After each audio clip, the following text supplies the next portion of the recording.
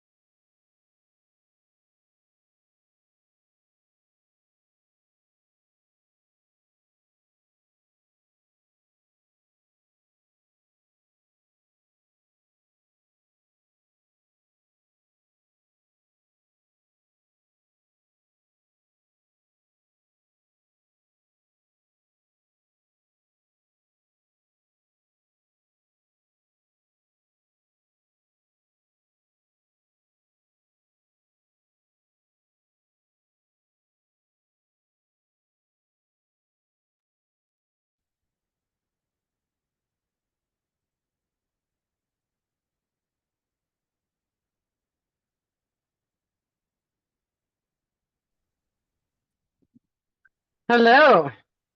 Hello, Cheryl. How are you? I'm good, thanks. How are you? Awesome. Excited? I know. Me too. I rented a room at the public library.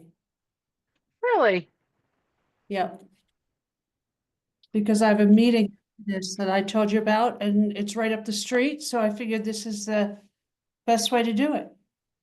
Yeah. Awesome.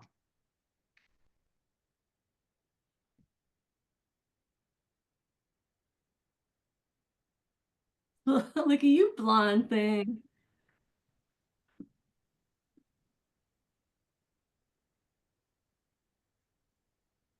We have a different view. Did you switch your operator? Oh, you're in a different house. Never mind.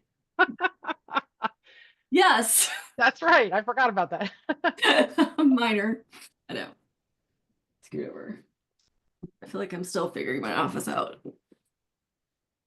Hi, Karen. Hi, Kim. Here comes Lori. Hi, Lori. I'm so excited. Lori, you're on mute. I just saw that now. Hi, how are you? Good. Your lighting's all like we can't really see you. I'll fix it. It's been Okay. one of those days. I'll be back. You look like an angel, Lori. Yes, look like a little angel. Not many people would say that to me, but thank you. I appreciate it. Hi, Christine. Hi. Are you okay? Yes, I'm just rushed. I'm still eating the last tail end of my dinner. So Well, put sorry, him go guys. off camera and eat. Well, yeah, Me. it's pretty quick. But I'm excited to see some of you here. I'm excited to see you, Cheryl and Lori and Holly. It's wonderful. Who else do you know? I don't know. Do you know Deanna? Uh, she was an instructor. She'll be joining us. At WCI, I do. Oh, Yeah. Deanna will be joining us. Not tonight. She'll be next week. But The group of yeah, WCI people. she texted me. I was like, Yay. I have one spot open. That's all I had was one spot. And I Well, said, there if you you go. want it, you can have it. And she took it. So here comes Georgie.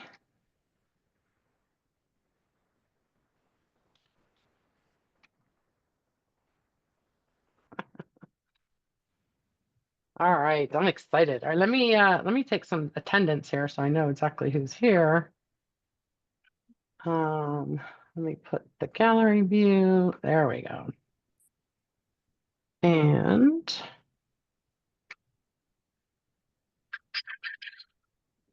let's see. Oh, you know who's not here is Marcy. Let me message her real quick because I know she said she was going to be here.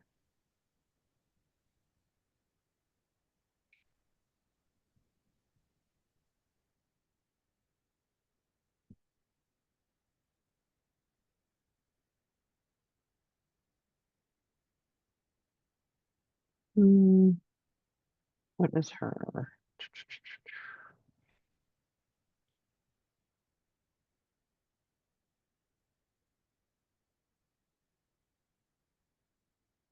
Hmm. So funny thing happened. I'll just share this with you while we're waiting a minute or two. I redid my website. Oh, here she is. Good. And dummy me, when I changed over to the one I updated, the new one I created, I deleted the old one and didn't move the emails. So all my emails are gone from 10 years. Poof, gone. Everything I saved, all my contacts, Oh, everything gone. So I have SiteGround trying to get them for me, whatever, but I don't think that that's going to work. So One you- Can you look in your email campaign stuff? Oh, you're on mute.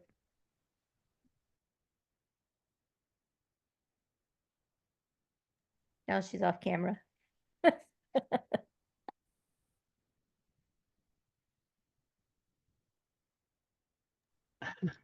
Sorry. Okay. Yeah. So, no, they have to get it from the server, you know, if they can. They said they would try, but otherwise it's all gone. Oh my So all God, my contacts are gone. so My sorry. whole prospect list that wasn't on my email list is gone. So anyway, fun stuff happening. All right. Welcome to our level 2 pilot. I'm really excited for this. You know, last year we did the level 1 and some of you were a part of that, some weren't. But we were excited about that and we've run that, I think 7 times now. Or something like that. So we're really excited about that jumping off. People are liking it. And then, you know, a lot of people were waiting for me to do the level 2. And so I put it together and we're bringing it to you. So this is how the pilot works. I just want you to get an idea. I think I said this in the welcome video. If you've seen it, this is not going to be perfection. I'm going to bring you the best that I have, but it's not going to be perfect during this pilot. And that's why we do a pilot. I am about 2 to 3 weeks ahead of the material. So like after tonight, I'm going to upload week 2 and week 3. So you'll have both of those in there. So that's how you'll get your material. And you don't really need it except like the day before or even the day of to glance over it because we're going to go over it anyway. But part of your hours that you get is to, you know, look over the materials ahead of time. So that's part of your credit hours. So you will have it in time to do that. And I'm going to share the schedule with you. I already know, I kind of said it was a tentative schedule to everybody. I already know we need one more class because this class that we're having tonight is sort of a review class. And so it's not really going to count towards those hours that the ICF wants to see. So we will add another class, probably on a Tuesday or a Wednesday towards the end of the course. I'll get a consensus of, you know, how many of you can join on what days, and we'll just name it that way. We'll just be really flexible with it. And if for some reason I can't get all of you, that's fine. You'll just, you know, you'll just listen to the recording and do that way to make it up. But again, we're going to be really flexible with that. So what we're going to do, just want to give you kind of an overview of how the hours work. So your 10 mentor hours are included in this because it's a level 2. Level 2 from the ICF just means that everything is done at the school level except for the final written exam. That final written exam is done through the ICF itself. You actually go there, you go through the level 2 application process, you upload your level 2 certificate, which you'll get from me. You will schedule your exam through that portal. That exam is done through Pearson VUE. They do it either online or in person, however you want to schedule it. And you get 3 hours to take the exam. You get 45 minutes with, 90 minutes with a 10-minute break and then another 90 minutes. That's how they do the test. You cannot break any time except for that 10-minute break they give you. You have to be there in front of the camera or in person, wherever you are. It's multiple choice, 80 questions, and you have to answer 2 questions for each, or 2 answers for each question, the best answer and the worst answer. And we have we have 4 study classes scheduled, study times scheduled to get you ready for that exam. And we're going to do that, of course, towards the end of the course as well. So those things are worked in so that you're fully prepared to take that written exam. Once you pass that written exam, you have your PCC.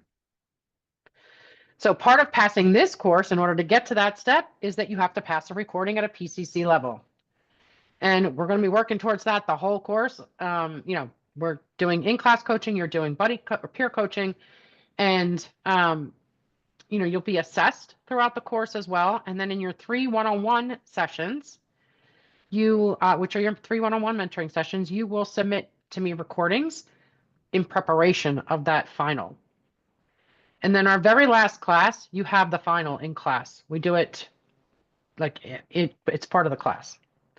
So you'll coach each other, you'll get your assessment done at that time, and you'll know if you pass or not. Now, if for some reason you don't pass, which I don't envision, but if for some reason you don't pass, your final one-on-one is after that last, you know, technically after our last class. So that during that one-on-one, you could do a makeup if need be, and we'll get you, you know, squared away that way. So, you know, things are worked into make sure everything is kosher and that you guys get the best that you can get and that you are prepared when you leave here. Hi, Marcy. I didn't see you there. Can you hear me? Okay. Okay. So, and you're on camera. That's right. Last time I didn't see you on camera. That's why I kind of didn't recognize it when it came around to you. Okay. So that's kind of the general overview. Questions about that really quick. You're So muted. there's Go ahead, no- Lori. Oh, go ahead, Marcy. Sorry. So there's no required, I thought we had to have 500 hours of coaching. Is that not Oh, a I'm thing? sorry. Yes. The ICF requirement is you have to have the 500 hours of coaching before you make that application. I'm sorry. Yes. Now, if you don't have 500 hours, because this is a level 2, you can start coaching, or you could have been coaching already, of course, but you can start coaching each other that is not peer coaching, as long as it's not the scheduled peer coaching. If you want to coach outside of that peer coaching with each other to start, you know, add up more hours, do that. If you are not part of my Facebook group, become a member of the Facebook group, not the school one, my my business one. That one has a bunch of, well, you can do the school one as well. There's people in there looking for hours. But if you join the other group, the Coach Connection Network, that has a bunch of coaches looking for hours as well. So you have plenty of opportunity just in my network to get hours. So, you know, keep that in mind. Does our and- initial 100 hours count or no? Yes, it's accumulative. Retroactive from when? The first day of your course at WCI. Oh, that was a long time ago. Yep. So anything from there Wow. forward. The only thing is you have to log it. So you will have to go back and fill Right. out the log. Yep, It's a pain, but you know, it'll count. yep. And my question was, you mentioned that this is a level 2 class. So the pathway for ICF, is that the level 2 pathway? Because they have like level 1, level 2, level 3, ACSTH. Yes, this is, well, no more no more ACSTH. It's now level 1. Okay. But yes, the level 2 is the PCC path. Yeah. And I'll be getting pre-approved just like I did with the level 1. So by the time the course ends, I think I got the final approval within 6 weeks. So it'll be 6 weeks after the course ends, relatively 6 to 8 weeks. I don't want to promise that, but yes, it'll be about 6 to 8 weeks. You'll be able to go and make that application as long as you have your 500 hours. And you can't take the test until after you have the 500 hours. Correct. Yeah. Now, I will say, if you don't want to wait for that and you want to get your ACC first, you can definitely do that. But this is set up to make it easy to get the PCC. You just need to get And the the hours. log is where? I'm going to upload that into the file. Go ahead, Karen. I have 2 questions. When we submit recordings about passing a recording at the PCC level, can we submit recordings of the peer coaching we're doing, or do those have to be recordings of separate coaching? So the recording that's for your mentor hours, you can send me anything. I'm just assessing your coaching skills.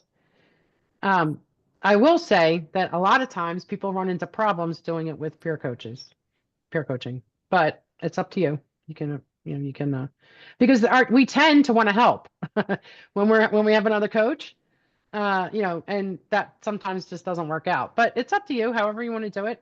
You can submit those, uh, for the mentoring. And so I took the written test to get my ACC. Mhm. Do I need to take a new and different written test for my PCC? When did you take the ACC test? It was the old one. I took it like right before they switched. Yeah, so either way, you would have had to take it, but now you're going to get the PCC one, which is harder. So the ACC one now, they've changed it. The ACC one is now a 60 question, one answer, multiple choice. It used to be the PCC exam, which is you have to make two answers. They decided that was not fair, and so they gave an easier one for the ACC and moved that just to the PCC one. And yes, anybody taking a PCC automatically has to take that exam.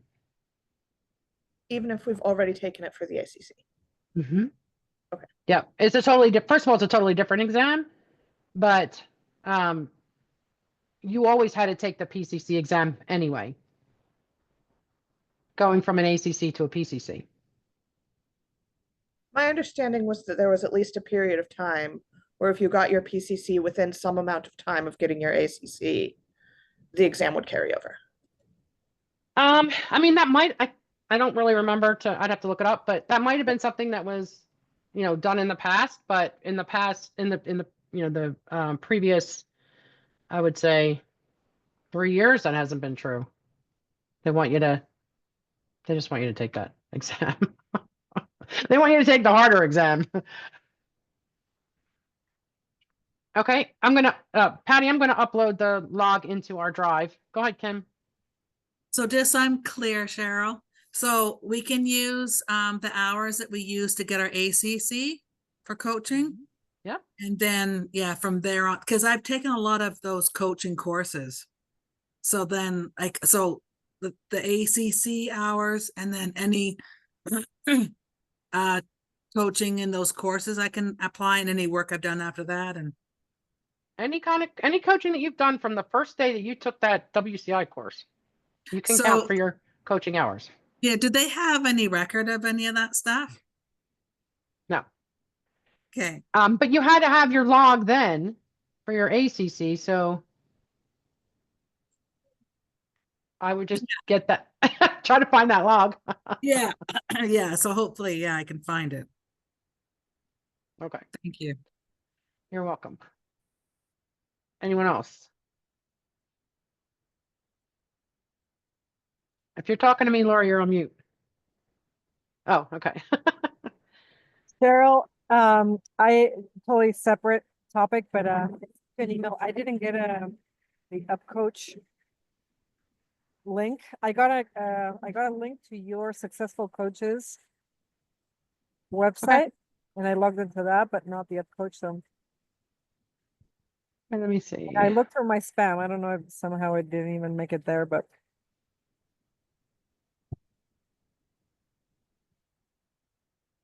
It's Yeah, on you're listed here. Oh, that's okay. I'm gonna send it right now.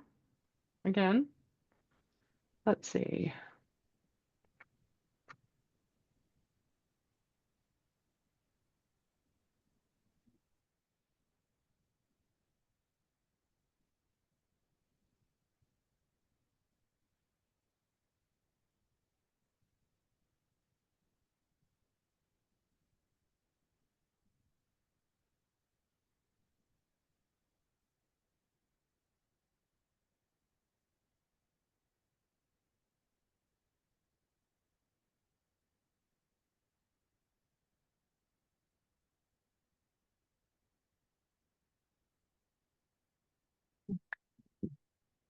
The iCloud one is the best address?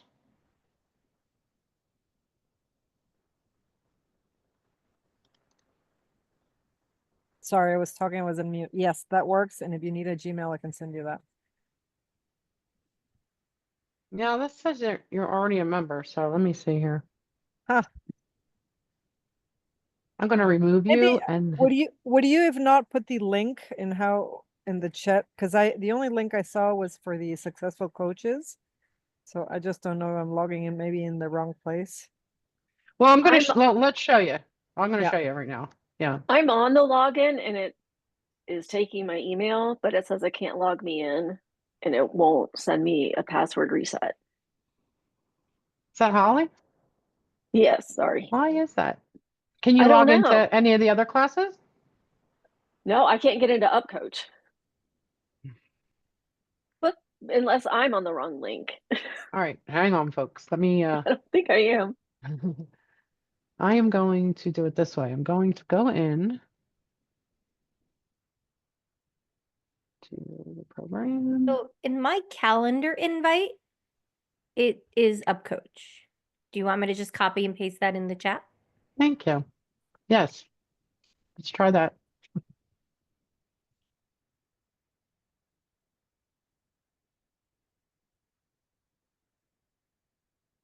Also, I'm coming off the flu, so if you might hear some congestion in my throat, it's not really great sounding, but So I just put it in the chat for everybody. thank you.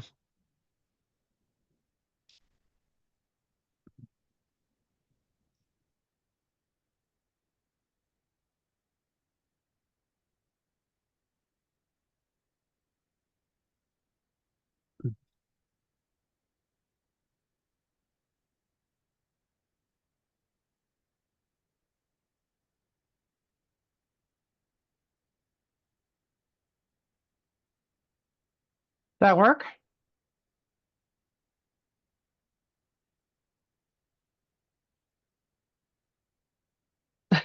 Good. Georgie, let me know if you Yes. can't get in. No, I can't. Oh. I got the link, but I didn't get. Did you send an email with a user or something or? No, that link should get you in and well, it'll ask you for a password and you'll have to do a reset. But and I just put my my puppet email or Yeah, your email. okay. And then ask for a reset on the password. Okay.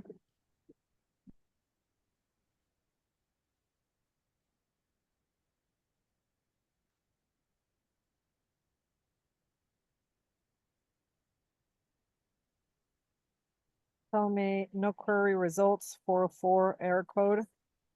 All right, I'm gonna take you out, remove you, Okay. and then Okay. put you back in.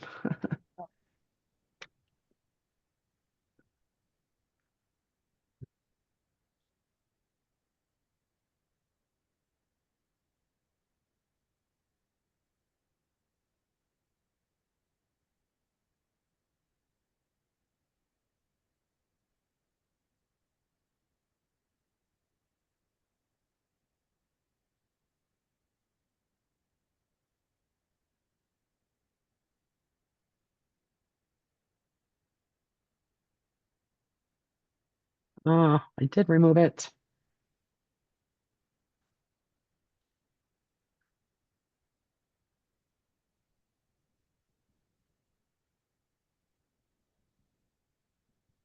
In the meantime, I want to share with y'all.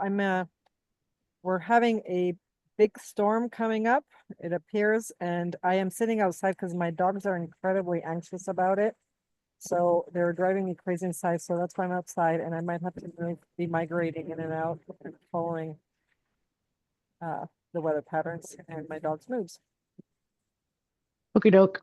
Try that link that I just put in the chat because it's not letting me take you out and re-add you. Okay. And then Confirm with me that the email that you have in is FunFit Coach, because I have a few on the iCloud. Or is it my name? it's your name. Ah, got it.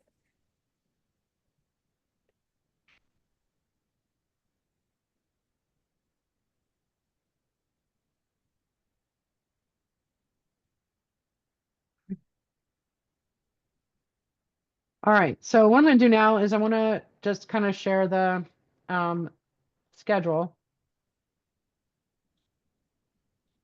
And well, first let me show you this, I'll share my screen and we'll look at the up coach. Or Cheryl, thank you. I'm gonna mute myself. Awesome.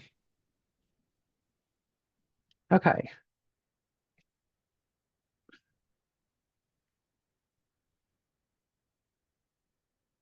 Here we go. Okay, so this is the program. And basically how this works, the navigation is, this is the actual course. So when you click in here, there, you click start. And it brings you in here. There's a welcome video, and then it starts with class 1. And you start the lesson.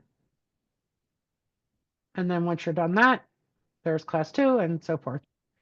The mentoring group mentoring classes are in here as well. The class just gives a couple bullet points. It gives you what the assignment is going to be, and then it has the actual chapter here attached to it. Once you're completed, you hit mark lesson as complete, and then you have access to the next class. If there are supplements, they'll also be attached down in that bottom part. So that's the actual course. When we have, after each class, I will upload the recording here, so you can come here and watch any of the recordings for any of the classes. And if you miss a class, you do need to listen to the recording and complete whatever work was required. Then down here in the forum is announcements. There'll be a few announcements as we go through the course, but right now it just has the schedule. And then it has the link to add it to your Gmail calendar if you want to, if you have not done that so far. So that's the forum, and that's where you can communicate as well. You can make posts in the forum. You can ask questions under my posts or whatever. Like, this is the place to communicate. Unless it's something private, then you would email me. Go ahead, Christine. I still don't have access to download the, what do you call it? Lessons. So you can get in and you can see it, but you can't download it. No, it just gives me, I can see it, but I just get a little question mark beside it. And Right. when I I'll click look, on it, it doesn't do anything. okay, I'll look at that when we're done. Yes. Thank you. Mm-hmm. And then here in the drive, everything comes into the drive. So all the lessons that are uploaded into the, into that course area also wind up down here. But, your ICF documents are here, your code of ethics, your PCC markers, the observation feedback form, which you need to download because we're going to go over that. That's going to be something that you're going to use as well as me. And of course, I see everything, so that's your view is going to be a little bit different than mine. You also want to download the SCE coaching model and framework final because we're going to be using that throughout the course. I think that's, yeah, and then the core competencies, but I'll be going over them as well, and then they're in the drive. And then under events, this is the links to get into Zoom. So you can come here to get into Zoom, or you can do it on your Google Calendar if you've added to your Google Calendar, or your Zoom calendar if you added it to your Zoom calendar. So there's 3 ways that this calendar can show up for you. It can show up in your Google, it can show up in your Zoom, or you can come here and do it from here. There are lots of ways to get into the class. Pick one and just use that one so you're not going all over the place. And then tasks, this is the assignments. So any assignments that are assigned to you from the course show up down here under tasks. Okay, and again, my view is a little bit different. I can see everybody's. You're only going to see yours. Things that are assigned just to you. I can't download either. Really. was anybody able to download? I'm trying You're right able- now. I was- Ollie's trying. I had to click the start class 1 button before it would let Yes. me download the class 1 things. Yeah, and did Okay. you hit start class, start lesson? Start lesson. Yeah. I did the I same downloaded thing. It's, everything. yeah, it Nice. still won't let me download. I was Okay. able to download it. Okay. Got All it. right. I was So able- I have to get with customer support and see why some of you can and some of you aren't able to. I can download from the drive, no problem. I just Was the can't, I'm lesson in- downloading tons from the drive, but I can't download where it shows right underneath the Okay. course Underneath the part. lesson. Okay. All right. Yes. I will try to figure that out before next week, before the class, and I'll email or message you guys. Okay. So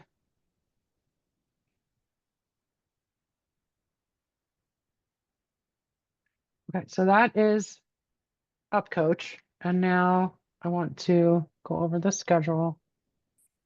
Let me stop sharing this and pull up the schedule.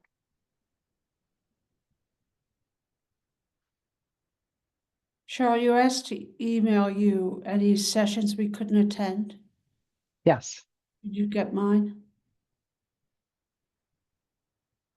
I don't remember. So I can Let tell you now, or if you're gonna ask. me see. It went out yesterday at 8:35 a.m. my time. Yes, I have it. Okay. Yeah, so all that's about is because you're going to be doing in-class coaching, I need to know, what days you might be out so that I don't schedule you for those days, because you can't miss any that you're scheduled for. For this PCC level 2 class, you're required to be observed a total of 6 times by me. So I have to be very organized to be able to get 6 times in for everybody.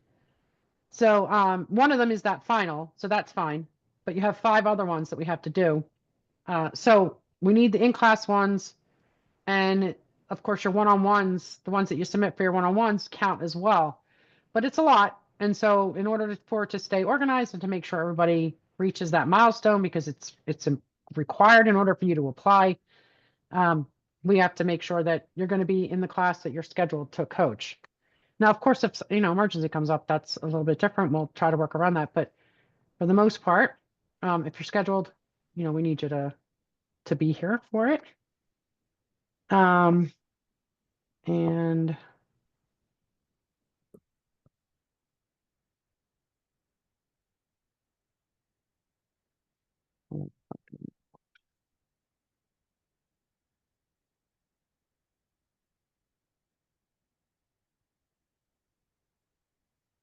here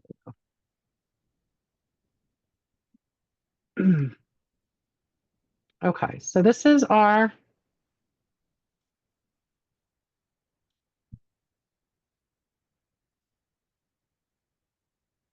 schedule.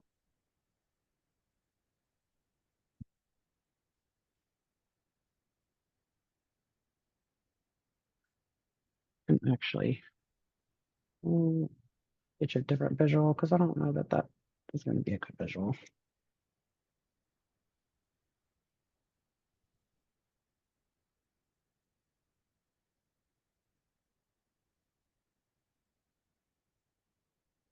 Let's see.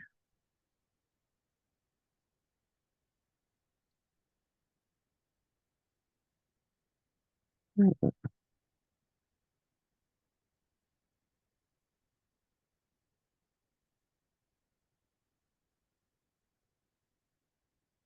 Oh yeah, much better visual. Okay, so here it is.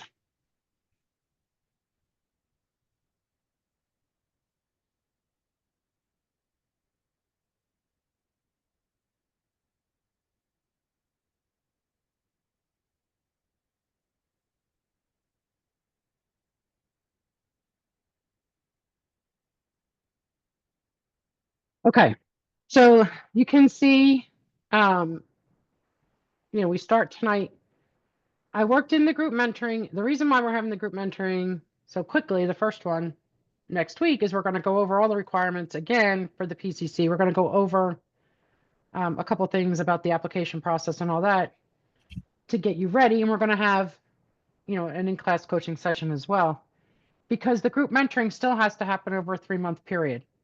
So that group mentoring gets gets started. The timer starts on the first, that mentoring time frame, the 3 months, starts with the kickoff of the group mentoring. So this way, we start March 13th. As long as we end after June 13th, we don't have to worry about it. You've met that requirement. So next week we actually have the group mentoring 1, and I'll switch that around in your lessons. Just to start that clock, and then we'll have the week 2 the following week. Now, there are some weeks that you'll have peer coaching the same week that you have class. And then you have a mentor one-on-one week and peer coaching. And then you'll see here, when we start in May, you actually have 2 peer coaching sessions and no class. And then here you have two peer coaching sessions and no class. And here you have 2 peer coaching sessions, and that's just the final performance evaluation class. Somewhere in between 9 and 11, we need to have another class. So this will be in June. We'll figure out when we can have that additional class. And then your final one-on-one mentoring is June 26th, the week of June 26th. Really, it's not the date of. And then your assignments are due that week as well. And by the end of that week, you should pass and get your cert from me, your level 2 letter. And then you'll have to wait that how many weeks it is before they give me full accreditation. But I should have partial in a couple weeks. Go ahead, Christine. So for instance, I know I'm going to be away May 8th and May 22nd. I can get coaching in, so that's not a problem. But since I know I'm going to be away, can I do peer coaching beforehand? Once you get the schedule, I don't care how you guys do it. You have to get your partner to agree with that. And But so we just have to basically ask someone here, or, put a shout out, hey, can someone coach with me in this particular week, and see if someone's open to do that. And then we don't actually have to do it on the specific days we see it here. No, so here's the thing. These aren't the days. They come under a date, but it's the week. The week of. Okay. Right? But you are scheduled with a particular person. I'll get that schedule over to you before next week. We'll go over that in the group coaching. You have to contact that person that you're scheduled with for that week. Now, again, if you're scheduled, say you and Karen are scheduled for the week of the 8th, and you say, oh, let's do it April 10th, that's up to you guys. But that's the schedule. Okay, and so, gotcha. However you guys work that out, it's up to you. But I give you a schedule, and you follow it the best you can or make arrangements. Go ahead, Karen. So say that CJ and I are scheduled for the week of May 8th. If for some reason ahead of time we decide it works better for us to do our peer coaching the last week of April, is that acceptable? Yes. Okay. Yeah, that doesn't matter to me. I will just say this for you to consider, and maybe it's just for this week we look at it, but for this last June 19th, is that you're getting feedback all along in the course, right? And in your one-on-ones, so that when you get to that final, you're passing the final. So if you do too many of them up front, you haven't given yourself time to get feedback. Right. And course correct and and make improvements. So try not, if it's an emergency, if something comes up and you need to do it, fine. But try not to do it ahead of time otherwise. Because it's really for your benefit. You'll lose that benefit. Okay. So again, somewhere here in June, we're going to add an additional class to cover what we need to make up. And then you can see here, down here, and I'll post these as well in the forum, but these are when your recordings are due to me for your one-on-ones.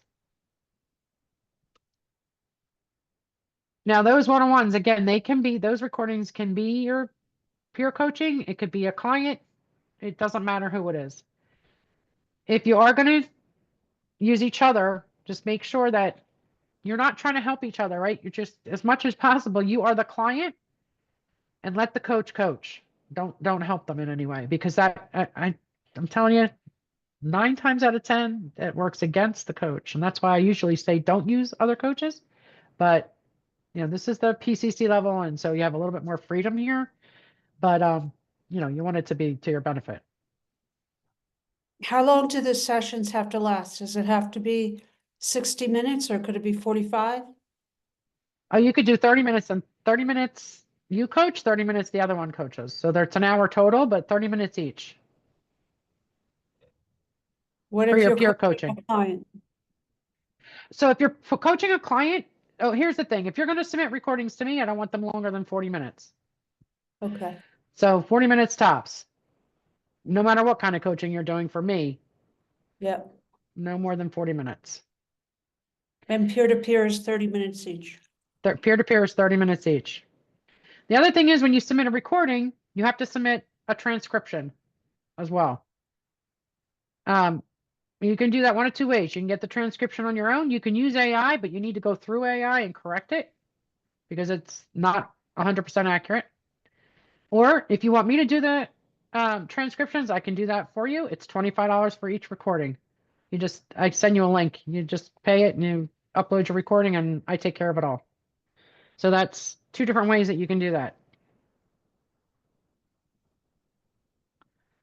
And the third one is really the final. So that one you get, you need the transcription for as well, but you get that during class. So that works a little bit different. We'll talk about that later though. Is there a way that you recommend we record it? Zoom. Okay. Yeah, there's a video. I can't remember the name of it, but it was so difficult to transcribe that, that I had to send it back to 3 different people that used it. Zoom is the easiest. It's easy to upload. It's easy to transcribe. It's easier to use. I use a system that helps me to organize all my my one-on-ones, my feedback, and Zoom just flows right into there. But that other one that it was, and I wish I could remember the name. It was horrible. I couldn't use it.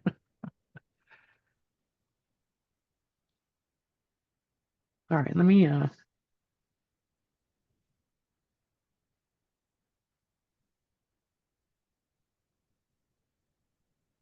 okay, so Valerie's not here. She'll be here next week. Karen's here, and Deanna's not here. She'll be here next week.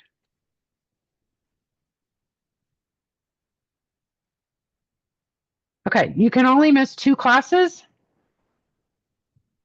Someone emailed me about a third one. I'll work with you one-on-one on that. I'll work with you one-on-one on that, Marcy. So if you need to, miss a third one, then that's something where we have to work it out. So either we have another one-on-one or something to make up that time. Because we can't have more than, when you have 2 absences, that's 5 hours. So we can't have more than 5 hours coming out of your total, credits. Okay. We can't count the first day of the last session that never went. We can. That's right. Sorry. So we won't have to make it up. You can count that. And you can use that as your start date. See, I knew that was good for something. There you go. All right. Any other questions? Okay, so we went through all that. Now I'm going to, for those of you who don't know me very well, and I think there's only two of you maybe, but I coach Cheryl Thacker. I've been coaching for 15 years. I've been an instructor and a training director at another school for 15 years as well, and started my own school last year. I also run Successful Coaches Enterprise, which is a business that helps coaches to get started in business and to scale, and also to create a career, whether it's for personal business or for a career working for someone else. So this all now falls under Successful Coaches Enterprise, and there's another third piece coming out towards the end of this year that I'm excited about, but I'm not going to talk about it right now. So I love helping coaches do whatever, whether it's, getting certified, getting credentialed, getting the business started, moving up in your company or whatever it is, anything coaching, I love helping with. So I kind of gave you the story of, started at their level 1 and then I'm at the level 2 and I'm excited about it and I can't wait to get through it and have that full package for everybody to be able to come through. And you guys, I appreciate so much participating in this pilot that won't be perfect, but it will be awesome anyway. Even without the perfection, I'm excited about the topics. I already have the topics chosen and the material somewhat done. It's just kind of finalizing everything as we go along. And I'm really excited about the content. So I think you're going to like it. So now I want to do is go around, have you guys introduce yourselves, how long you've been coaching, what your, the reason why you want to continue and get your PCC or whatever it is that's important for you. Let us know. Go ahead, Kim. My name is Kim Robertson. I started this journey about 4 years ago or so. I started with Cheryl, and I just got my basic foundations in coaching and then moved up to ACC, and my goal is to get my MCC. And so this is just one more step towards that. I feel like, raising that skill level up is credible for, for other people to see that I'm taking this serious and it's really important to me. So my goal is to work with Indigenous communities. I'm Indigenous myself. I'm Cree from Beaver Lake Cree Nation in Alberta and Canada. So I don't know if I'm the only Canadian here, but Christine is Canadian. Oh, Christine's Canadian. Okay. Yeah. Yeah. And where are you? Where are you again, Kim, located? I'm in the Kootenays in Trail, BC. Yeah. And so I'm really thankful to have this opportunity to get the training with Cheryl. I'm pretty used to her style of instruction now. And yeah, so I really value this. Thanks a lot, Cheryl, for offering this opportunity. Yeah, thank you. Karen? My name is Karen Dagey. I am in the Kirkland, Washington area. I started my coaching business in June of 2023, so coming up on 2 years. I got my ACC in like September or October of last year.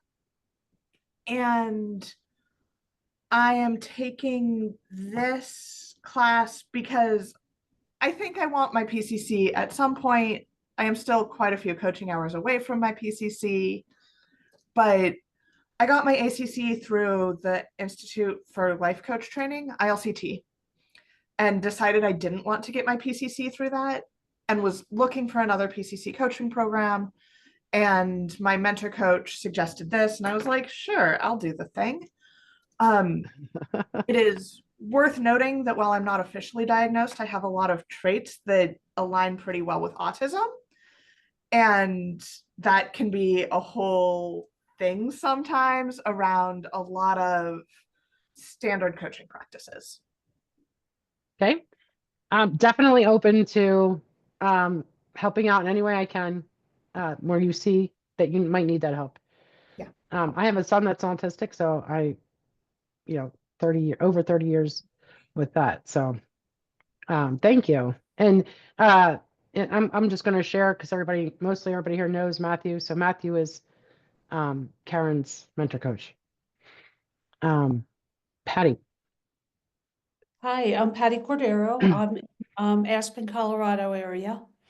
And I was trained by Cheryl, like I think 11 or 12 years ago through WCI. and we've been in touch on and off through the years. My specialty, I would say, is addiction recovery coaching, and change management. I love coaching. It's definitely a passion of mine. And when Cheryl sent out this email, I am retired from my corporate job.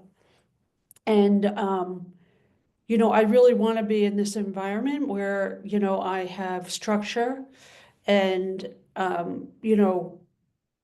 sharpening my saw in my coaching skills for sure. And I think getting certified and having a certificate and showing credentials is really important, like many of you feel the same way. And, just even being with a group of powerful women, which I already know you are, and getting coached by you peer to peer is something I really look forward to. So I'm excited. All right, awesome. Thank you. Lori? Hi, everybody. I am Lori Marini. I have been a coach, a credentialed coach since 2019. I have coached people before actually going through the formal process for over 10 years. I've also been an instructor for over 20. When I am not coaching, and the people I'd love to coach are high performing women.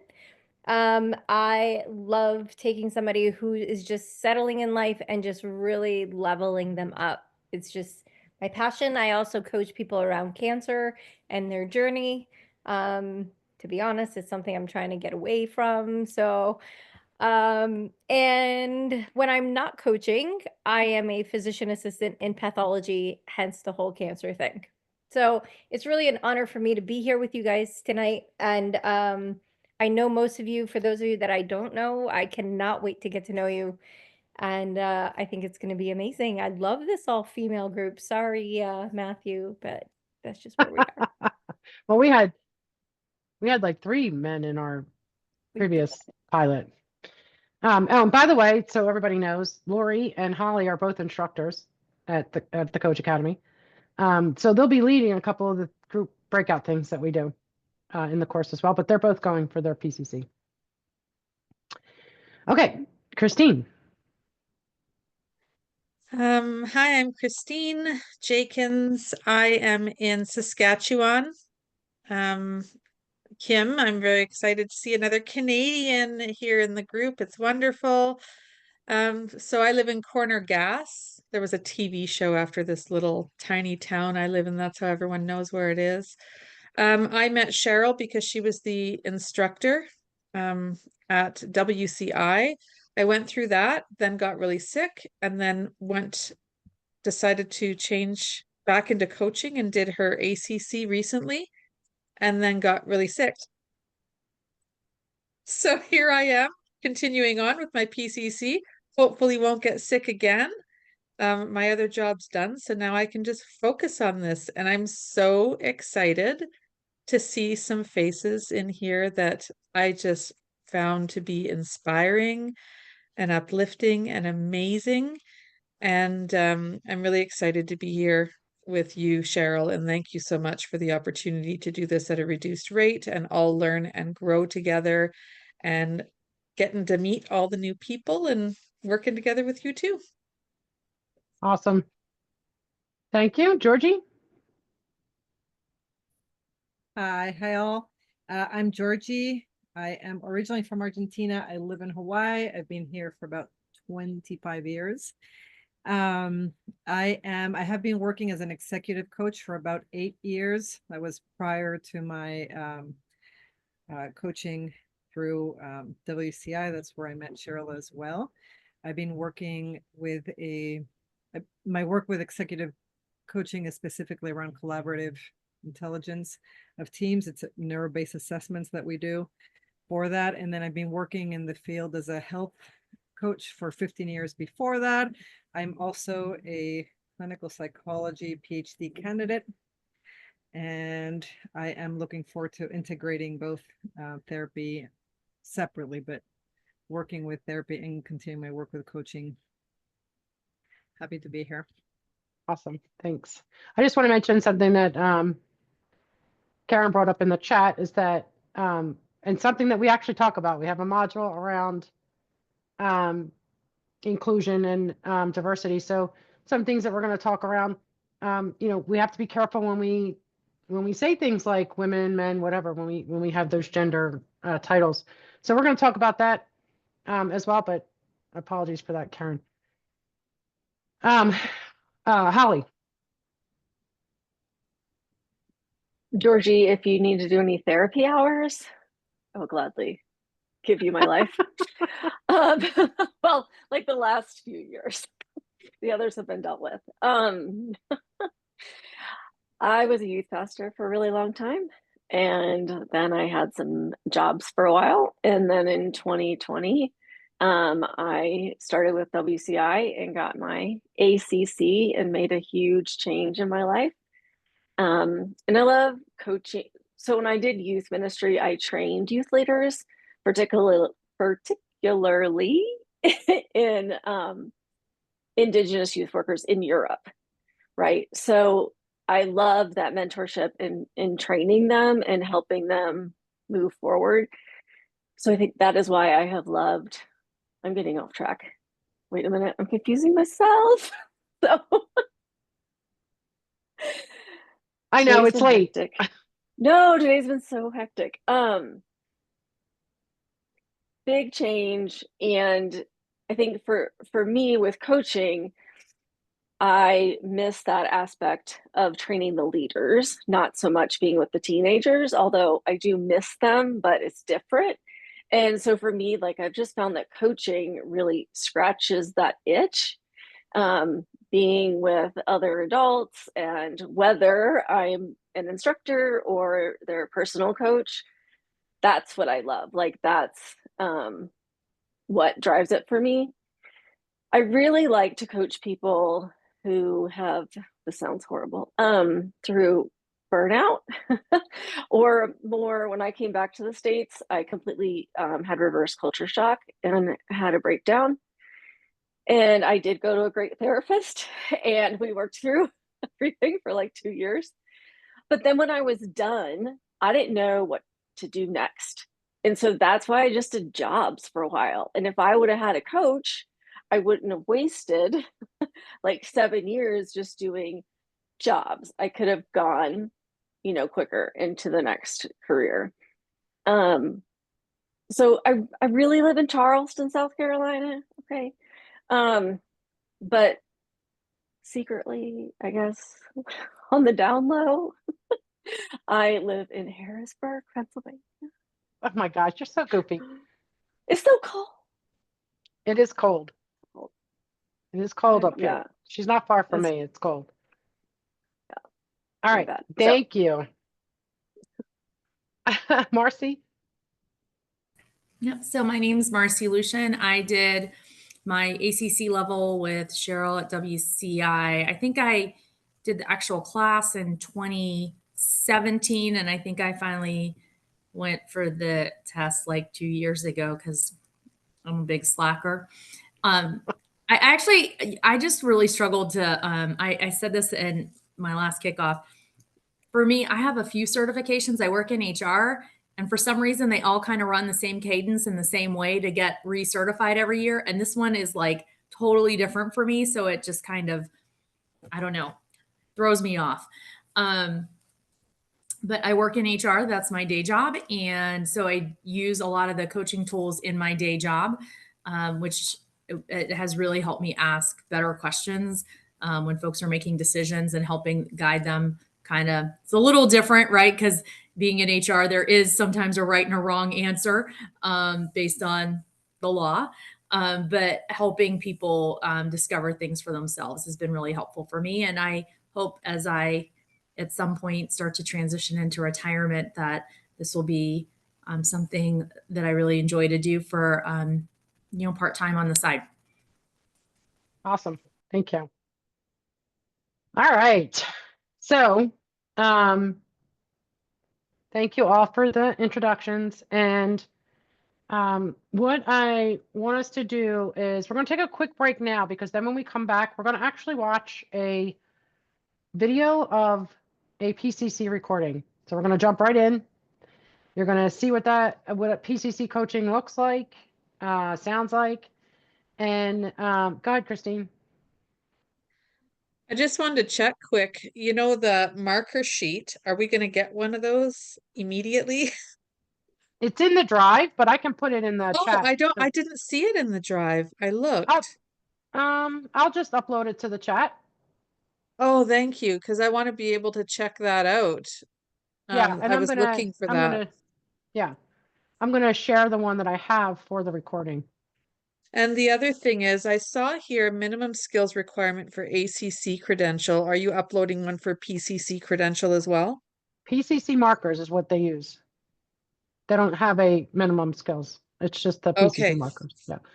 Yeah, and we'll go more into that in the mentoring class, Okay. like how that all works. But yeah, they use the PCC markers and that's what we learn everything around is PCC markers, and what we do for feedback, and your actual evaluations come from the PCC markers. Thank you. Yeah. So I'm going to upload that while we go on break. We're going to take 10 minutes, 7:30, 7:40, 10 more minutes. We'll come back. Just keep your video off and you're muted, and I'll see you back here in 10 minutes. Thanks.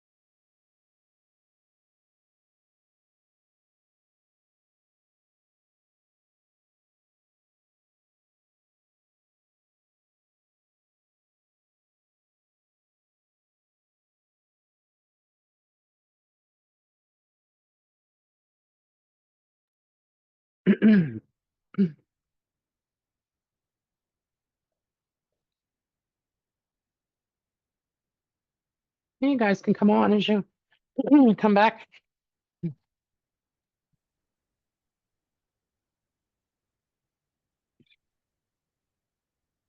So I put the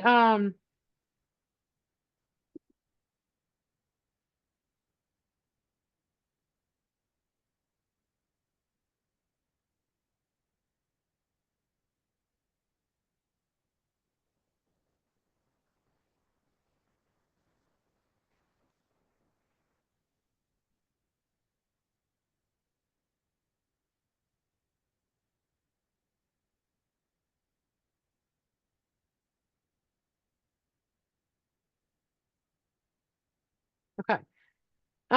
So if you look in the chat, you'll see the observation form. Do you see that observation feedback form?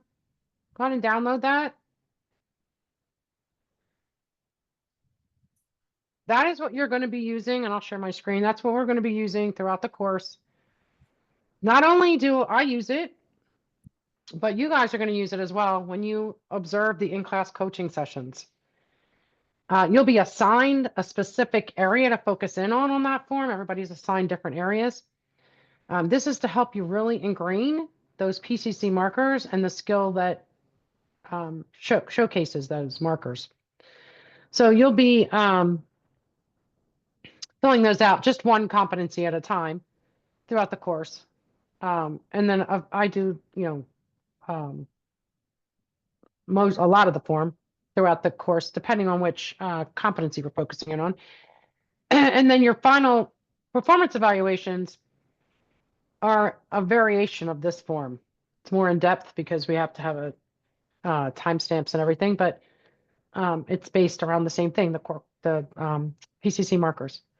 So I'm actually going to share my screen and go over this really quickly so you can see it.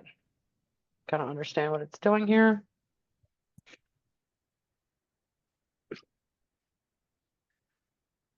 So in-class coaching, coach, client name. The PCC markers are this first column.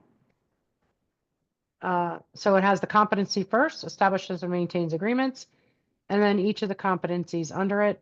And we'll be going over these in the mentor coaching in detail, but you can see that they're all listed under each competency as you go down.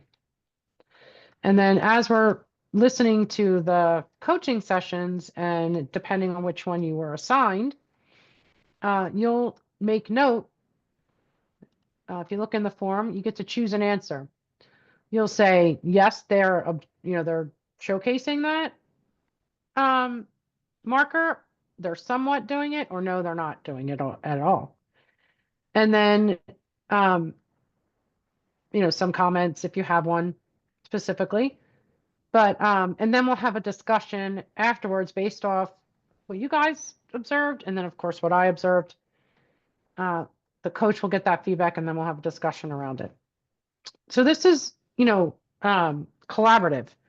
I want all of you to get really comfortable with those PCC markers, how to increase them, how to showcase them in your coaching, and to support each other as we, grow towards that.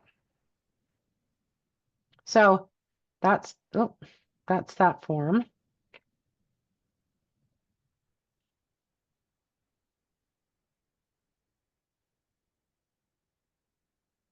Okay, before we go to the recording, I do want to look at the beginning of the chapter real quickly. So I'm going to pull that up. I'm going to share it as well.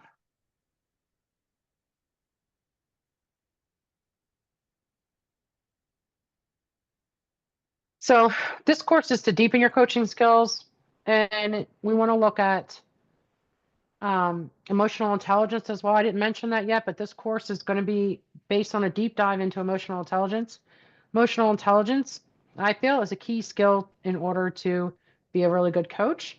And so for me, it's the foundational piece of coaching skills, but it's also a way for us to go deeper and really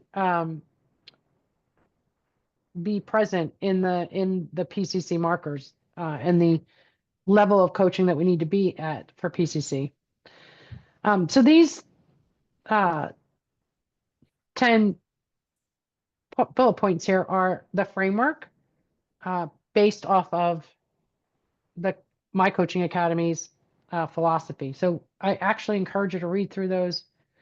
I'm not going to read through them, but this is just again, kind of a review.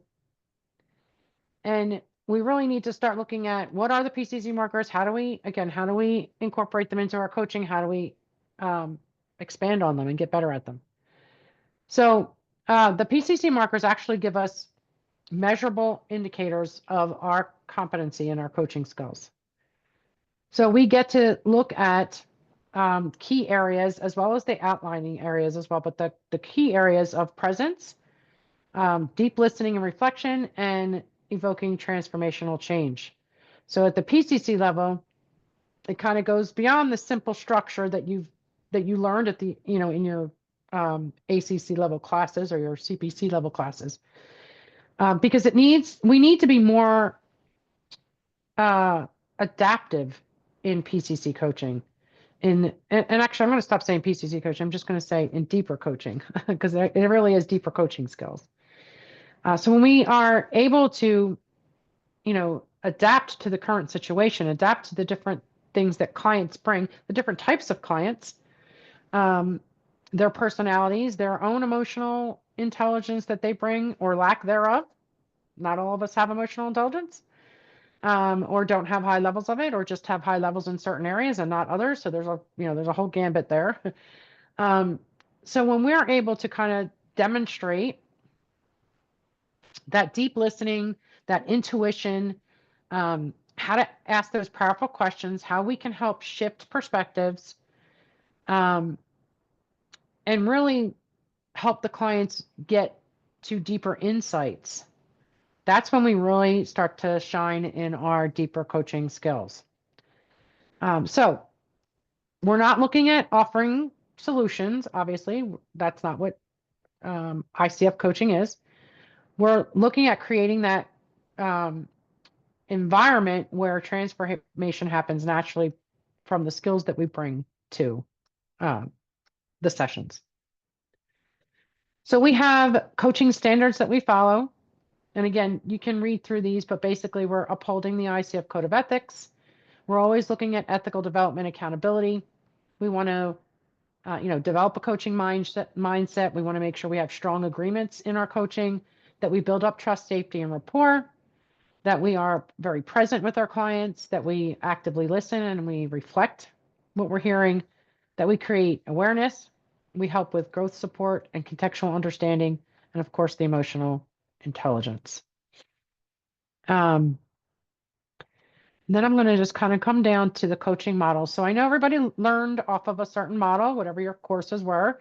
You used a model to teach you the coaching skills, and you're going to learn another model or get better at the model that you've learned in the level 1 class. But coaching models are very flexible. They are meant to be integrated into your coaching, your personality, your way of doing things. It gives you a framework to follow, but it's not, I have to do this in 1, 2, 3, 4, 5, 6, 7 order, right? It just gives you something to help you to incorporate all your competencies, which in turn helps you to help the client on the deepest level that you can. So our SCE's coaching model and framework is based on the standards of the ICF core competencies and the PCC markers. So it helps you establish a foundation, it encourages exploration, it drives actions, and it honors the client.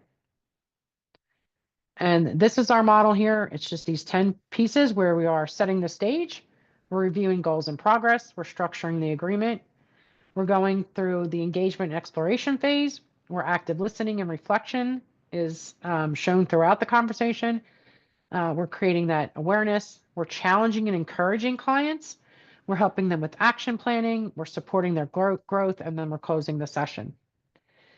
Out of that model, I have a framework for you to follow, again, loosely, but this takes it from, you know, an ACC level and really looks at it from a PCC level. So we have the first piece, which is setting the stage, and we begin with a check-in to gauge the client's current state and readiness for the session. So these are samples, right? Examples to help you. Thanks for being here today. How are you feeling? Are you ready for our session? Or is there anything you need to clear before we get started? Reiterate that the session is a safe place. So I want to remind you, as always, our coaching sessions take place in a judgment-free zone. During the session, I might take some notes. I'm happy to share those. Is that okay? You don't have to say those things. Again, these are things to help facilitate a safe space and set the stage for the call. What I want to say really quickly is that you were probably trained to say, I want to let you know that or remind you that I follow the ICF code of ethics and everything we talk about is private and confidential. We don't say that anymore because not everything you talk about is private and confidential. As you know, there are reasons that you can break confidentiality. So if you were to say that in your coaching session, you would have to make, you'd have to say like a caveat, unless you talk about harming yourself or harming someone else or yada, yada. You're not going to do that in your coaching sessions, right? That's something that you'll talk about in your consult, not something that you're going to do in your session. So you do not need to say that. In fact, you will not say that. That will essentially fail you because it's not accurate. And that's something that the ICF has doubled down on recently in the last couple of years. So you don't want to say that. I just wanted to say that for those that might. So that's step one, is setting that stage. Step two is reviewing the goals and progress. So if it's an ongoing client, last session we talked about such and such, and you were going to take whatever action. Have you made out with that commitment? Or how did you celebrate progress? Or depending on what was said, right? What obstacle, how did you overcome that obstacle? Or how can we overcome that obstacle so you can follow through with it? This is just the check-in from previous work. You won't always have that. But when it makes sense to, that's when you'll have it. And then 3 really starts where you're going to, you're always going to have an agreement, right? For your coaching sessions. So you're going to use open-ended questions to explore the topic. So what would you like to focus on in today's session? What would be most helpful to explore together? What's important for us to work on in today's conversation? What would you like to think about today? Excuse me. And then you're going to determine what they would like to achieve in the session and how it will be measured. So what specifically would you like to walk away with at the end of the session? How will you know we've achieved this? Some additional options. Now that we've explored X, Y, and Z, what specifically would you like to walk away with at the end of the session? How will you know this session has been successful? What will make you feel this time has been well spent? A measurable. And then the third part of this agreement, and this is the PCC level, we want to deepen the understanding of the agreement that we've just identified, the topic and the outcome.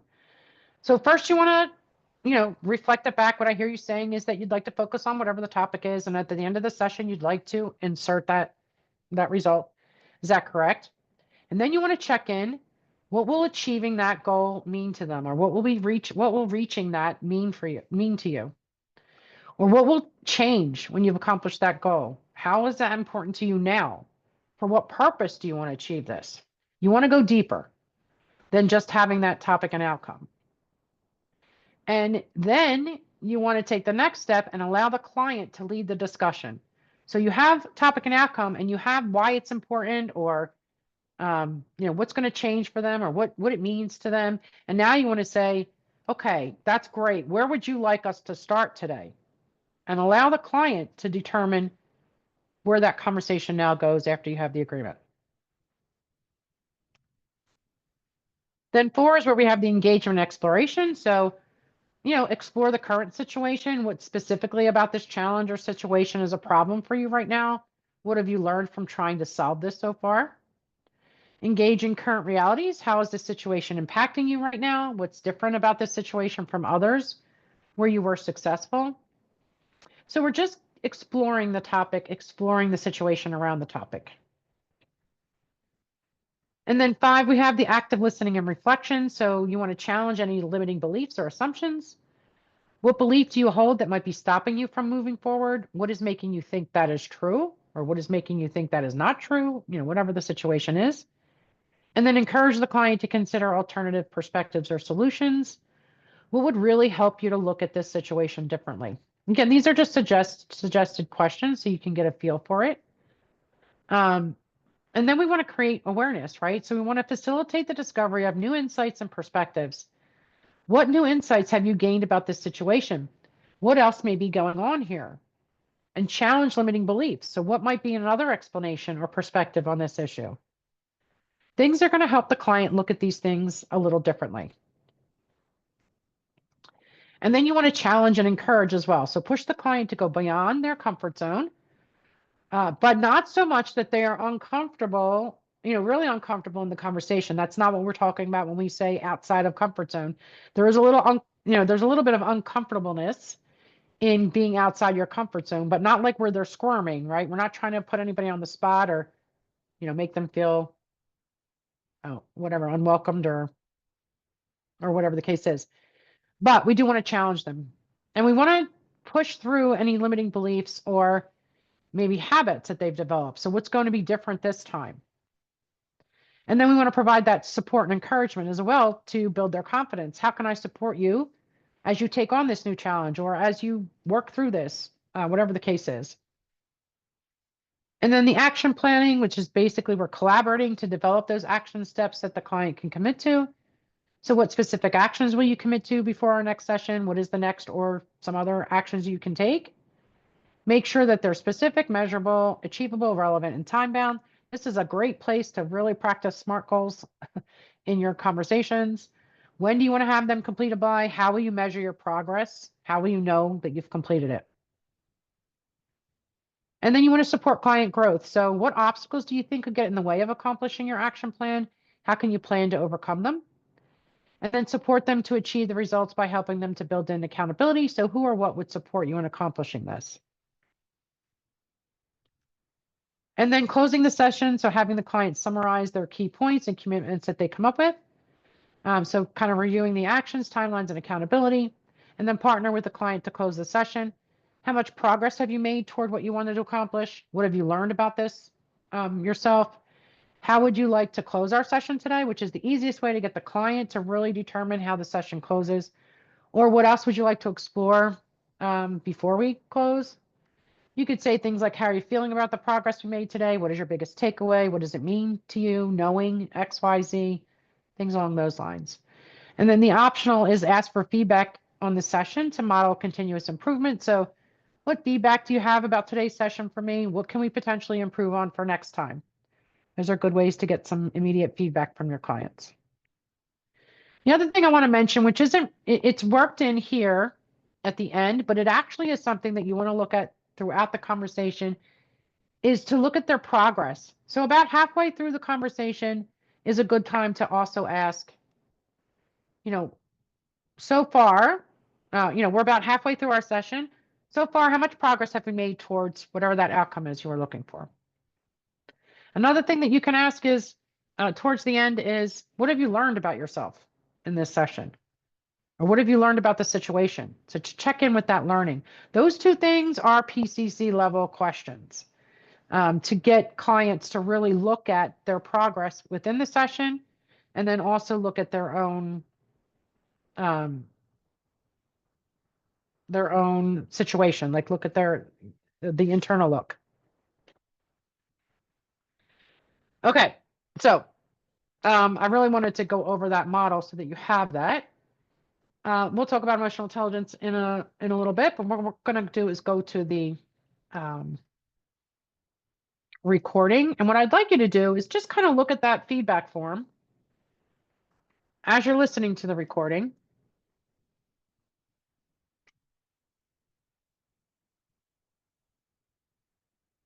And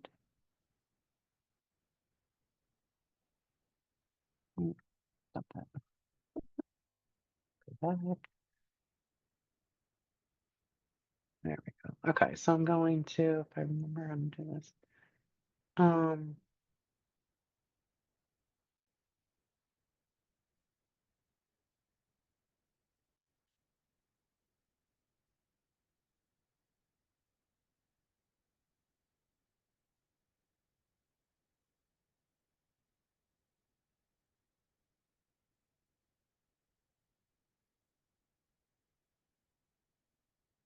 Share sound.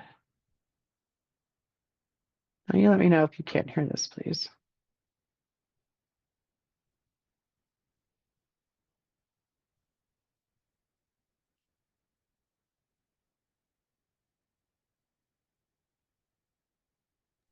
Are we supposed to be filling out the evaluation form in any No. fashion today? You can just take a look at it for today and kind of see, listen to the conversation and see how you might fill that out. If you want to fill it out in the meantime, that's good too. I'm not going to really look at them today though. And for some reason, that wasn't sharing the audio. So let me try that again.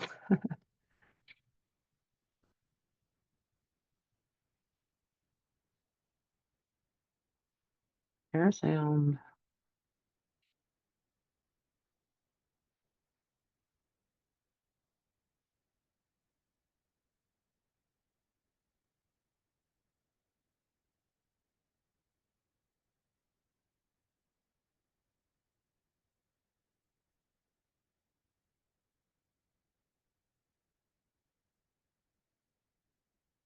Oh, no. What's all these plays? What is going on?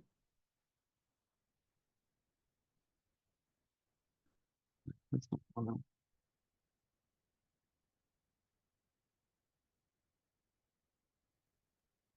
We have about 30 minutes for coaching today. And what would you like to focus on?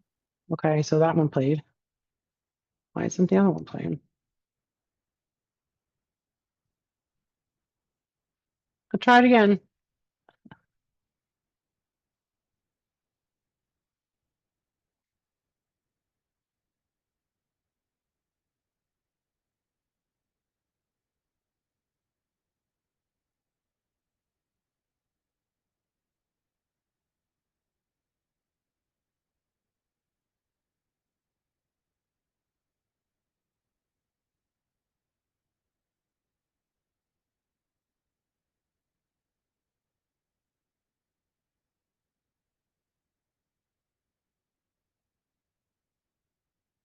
Understand what is going on.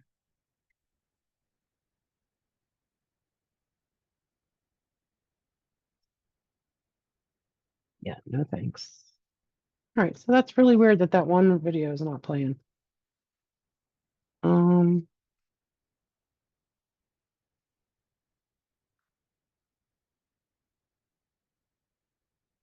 Holly or Lori, do you want to see if you can get it to play?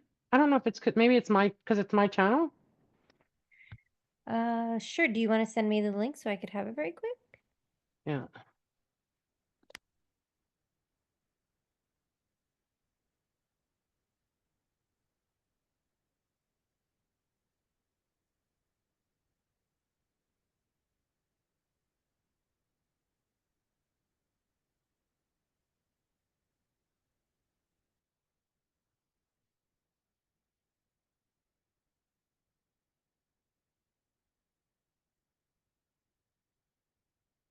It's in the chat.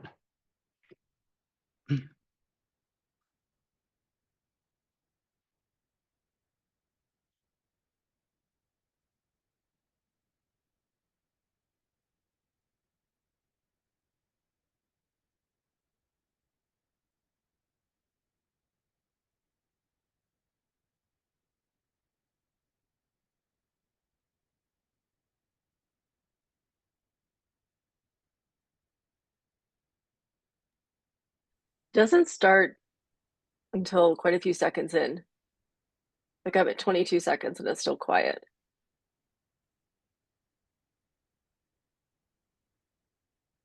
Mm. 30 seconds he starts. That's why. Oh,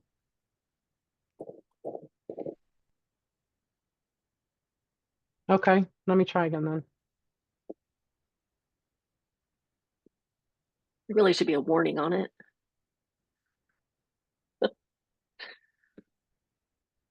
All right, so I'm sharing sound and optimizing.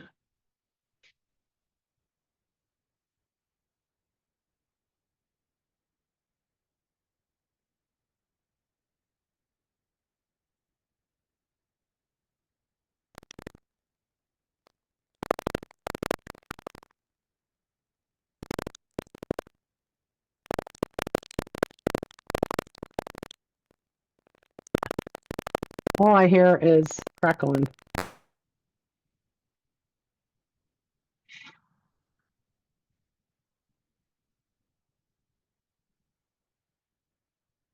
can never string together 2 or 3 good games at a time, and it's Can you hear really it now? frustrating.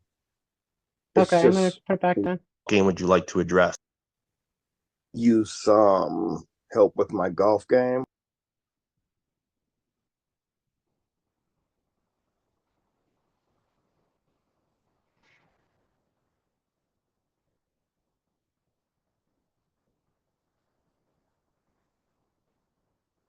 What would you like to focus on that would be of value to you? I really could use some help with my golf game. I think I'd like to focus on that. And what about your golf game would you like to address? Well, my consistency, my reactions to poor shots. I think I've been having so many inconsistencies with my golf game. It started like a few rounds ago. I can't seem to get out of this slump. I'm not consistently hitting the ball cleanly, and my play is really just all over the place. I can never string together 2 or 3 good games at a time, and it's really frustrating. It's just one good game, a couple of bad games, a couple of bad games, and then like one good game. There's just no consistency there. Sometimes I shoot great scores. Sometimes I shoot bad scores. It's really beginning to bother me. I just want some help with regard to like what's going on with my game and trying to bring some consistency to figure out ways to handle my bad shots like in a better way. If that makes sense.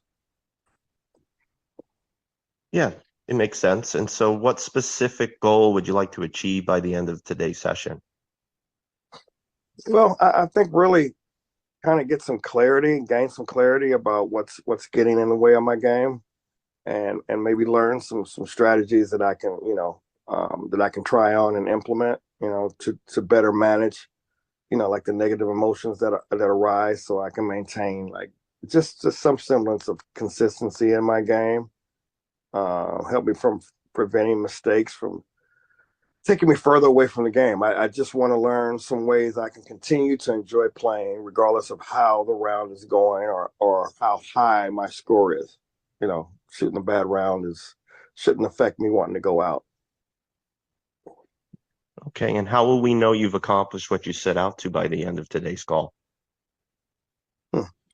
Well, hopefully what we come up with, some ideas that I can grasp some tangible results or some things that I could count on when I'm in those moments when my game is like going down the rabbit hole. I think it's just important to know that there's something that I could do, whatever it may be, that will bring me back to focus and bring me back to having fun and just shooting good shots, at the same time. Just want some consistency.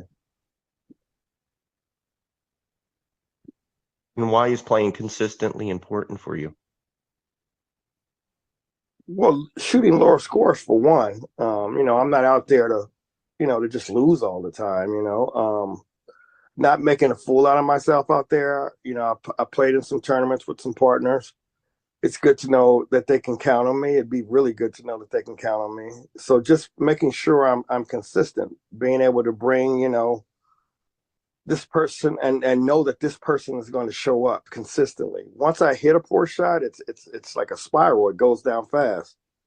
I start playing poorly, my confidence gets shaken, and then I start to think, I freaking suck at golf. My friends have noticed how I'm reacting, and that's they've been hesitant to invite me out, to be honest. Not only because of my poor play lately, but just because of my reactions. I'm just not really fun to play with right now. And that makes sense. You want to play better and more consistently.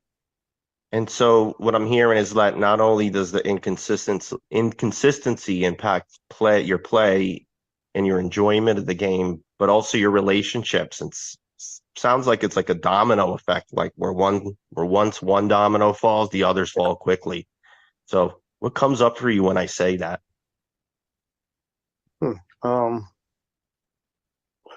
Yeah, I think it's exactly that. I think that's it. I think you hit the nail on the head. It's like a rabbit hole, you know. When I'm down that rabbit hole, I fall fast and it's hard to come back. That just doesn't seem to be a way that's easy way to get out of it, you know, get back to playing good golf. Okay, so how are you currently feeling and reacting when you're down this rabbit hole that might, be affecting your consistency? Yeah, when I'm down that rabbit hole, it's like not hitting good shots. Like I mentioned earlier, I hit one good shot and then a string of bad shots. It can seem I can seem to string together a series of good shots. I start feeling the pressure, and that makes me feel worse because I'm pressing. You know, I start like dwelling on my bad shots.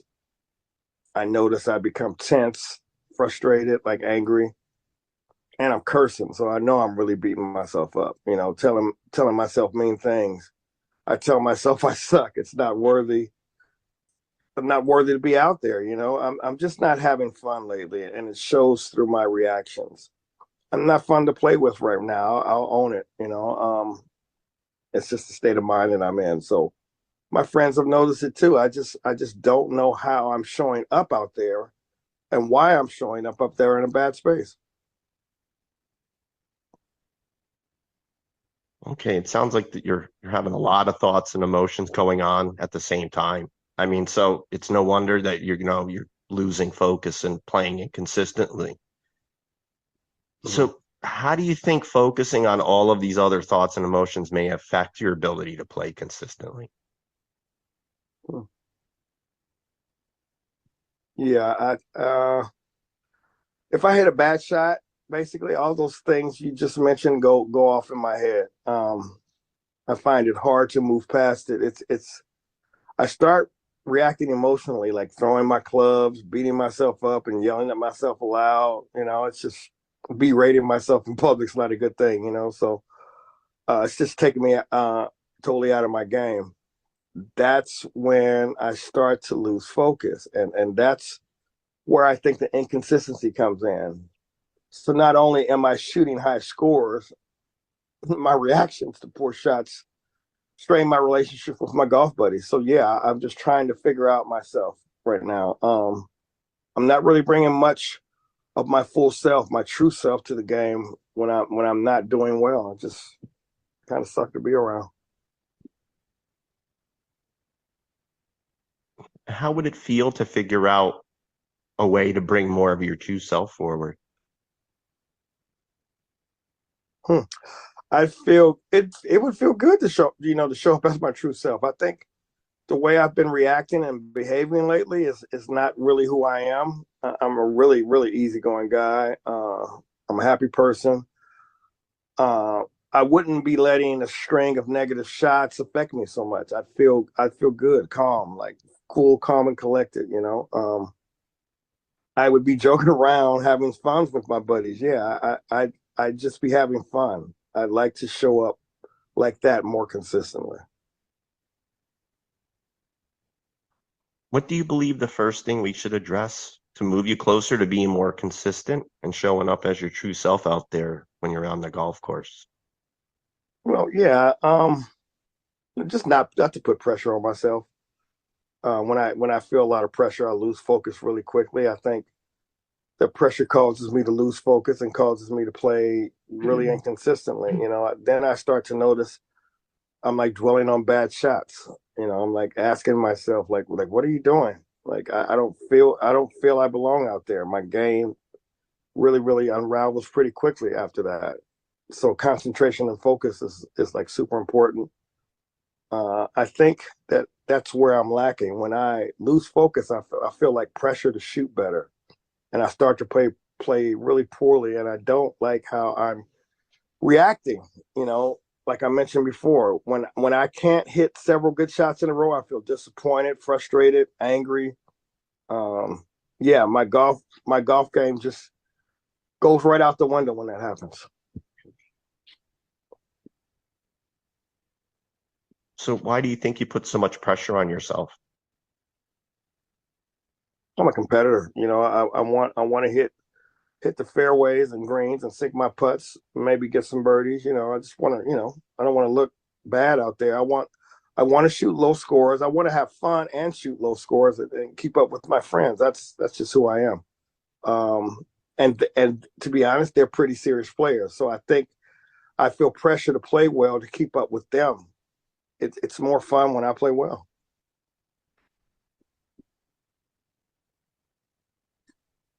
So how do you think this pressure might take away from the fun? Well, when I start to feel pressure, I start hitting poor shots, especially a few in a row. I think I get in my own head and it takes me out of my game. I start comparing myself to my friends and other golfers. I start wondering, you know, what they may be thinking about how I'm playing. I'm not concentrating on my swing and the approach, you know. That's where I think focus and concentration can help me with like playing more consistently. Like I mentioned earlier, it's a rabbit hole I go down. I'm like yelling at myself, acting out on the course. I'm really embarrassed by my scores and how I'm acting. You know, if things aren't going as well as planned, I'd like to be able to show up as who I really am out there consistently. So yeah, I think if there are some ways like a plan to help me with like the mental aspects of the game, you know, to help me, I think I can play a lot more consistently, you know, feel less pressure, and be able to really show who I am out there as a person. Okay, suppose you leave here today with that plan. How do you think that would feel for you?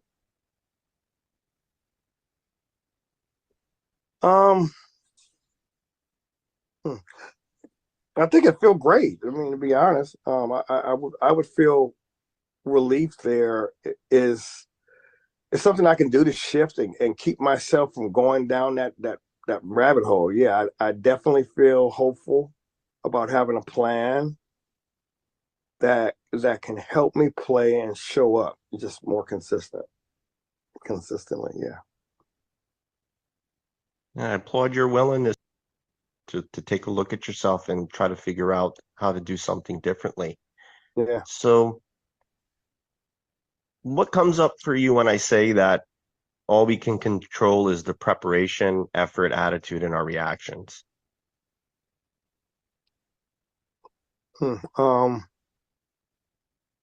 Yeah. As I think about it, I can see there's quite a bit of things in golf. All I can do is like try to gauge the distance to the hole, like select the right club, you know, focus on my mechanics, and you know, hopefully just prepare for the next shot. You know, of course, in golf, you know, there are a lot of factors: wind, slope, condition of the fairways, greens that are out of my control. Yeah, I can hit a great shot, but if the fairways and greens aren't in good shape, it can affect even a good shot. You know, it's as I think those are the things I can't control, but could still affect the quality. But those things could still affect the quality of my shots.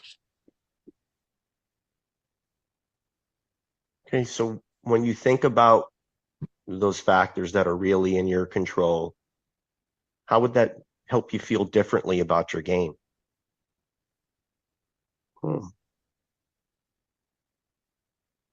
Well, I mean, if I really think about it, I feel less pressure. I can do everything mechanically right, and due to the conditions, the shots may, you know, go awry or falter. There's nothing I can do to control that, really, honestly. So I guess I feel a sort of an acceptance of what happens, whatever the outcome. Yeah. And what would being an acceptance look like for you? Good question. I guess that would mean I would be okay with what happens regardless. of whether the outcome was what I wanted or not, I guess. And how does the thought of being in acceptance feel for you?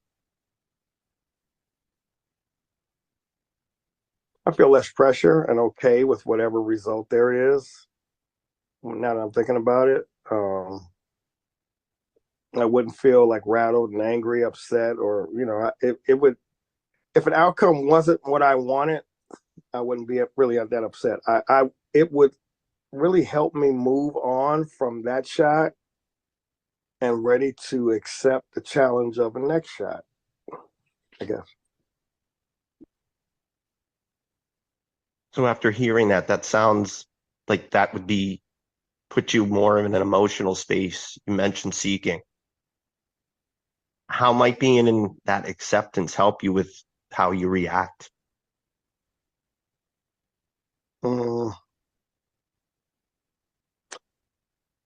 As long as I can say that I did all I could do to hit the best shot, I think I'd be okay with any result. That would help me stay calm, focused, loose, even if I didn't like the shot I hit.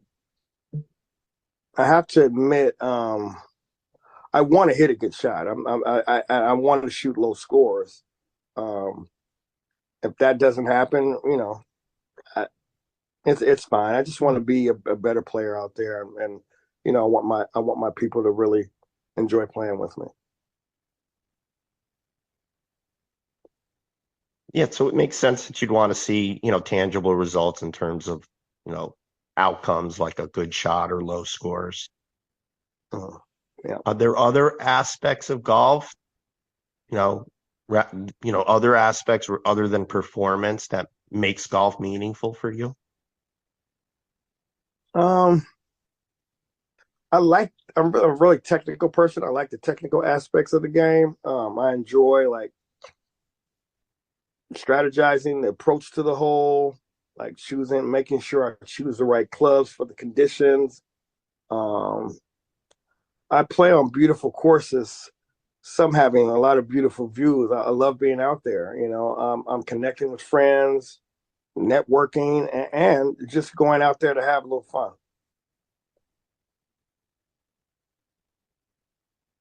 So hearing that, it sounds like you have a genuine passion for the game that goes much, much deeper than how well you're playing. Yeah. So, yeah. So how might focusing on these other aspects of golf impact how you're feeling and experiencing around, regardless of what's happening? Well,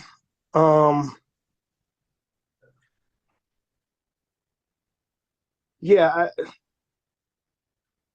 I guess I wouldn't be focused on what happened with my shot. I'd be paying attention to the beauty of the course. I'd be feeling grateful to be out playing the game I love. I'd just be out there having fun. I'd be concentrating on my approach, club selection, and I wouldn't be reacting to bad shots.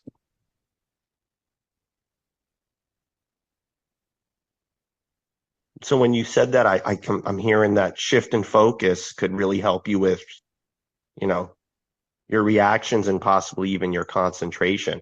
So what comes up for you when I say that? Yeah, when I think about focusing on the aspects of the game I love, I feel like really a sense of relief, honestly. I feel like I can let go of the pressure. I think I can. I can see myself focusing on appreciating the game and feel good about executing good shots, I guess. I think this could help with my concentration, my focus, and honestly, the way I've been reacting lately. So that's sounding like a real powerful shift in perspective. So how does that shift feel for you?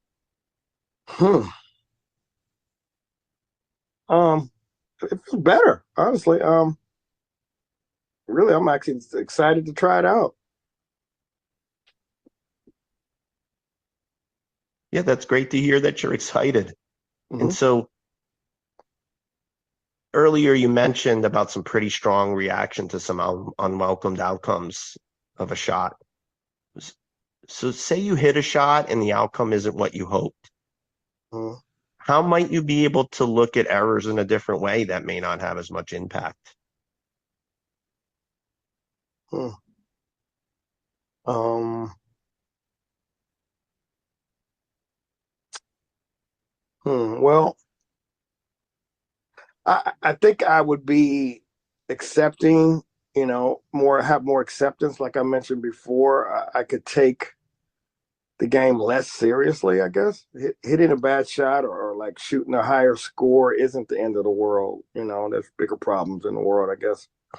I could just focus on like having fun. If I hit a bad shot, maybe I could view it as a challenge. I think, maybe I could reframe it or something. I don't know. A challenge that would try and recover, you know, to save the whole. I could remind myself about things that are in my control, my mechanics, my setup, my approach, those things.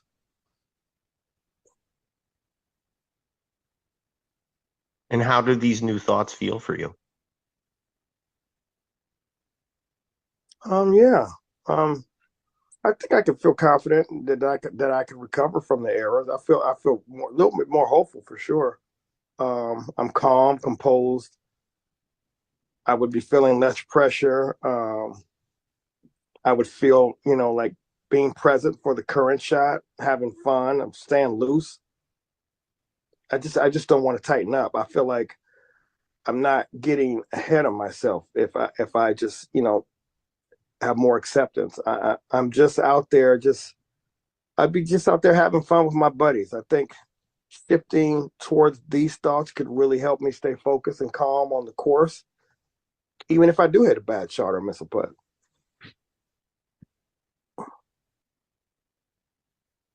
Yeah, so those sound like some of the qualities you had mentioned earlier that you had said were closer to your true self when you're out there playing. Mm-hmm. So when I say that, how does it resonate for you? Yeah, I'm looser. Yeah, the lighthearted, relaxed, poised person having fun, like enjoying time with my buddies and not taking myself too seriously is definitely closer to showing up as my true self for sure. And as you bring up those qualities that are like your true self, how does that feel to be getting closer to that after thinking about, a different way to approach your golf game? Um, it would feel good to show up more authentically, like like we said, the true self. I think I'd feel more connected to having fun. I wouldn't be showing up like feeling pressured and tense like I have been lately on the course. Um, I'm looking forward to like playing in a more relaxed and carefree manner. I think that's a great idea. Yeah, I think I could do that.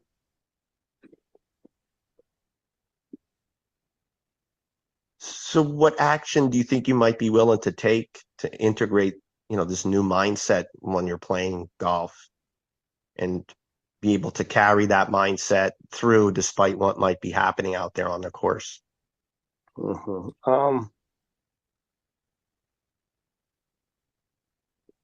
Yeah, it's going to take some time. I think I had really gotten into some bad habits. I think routine will help. I can commit to a routine before each shot, maybe.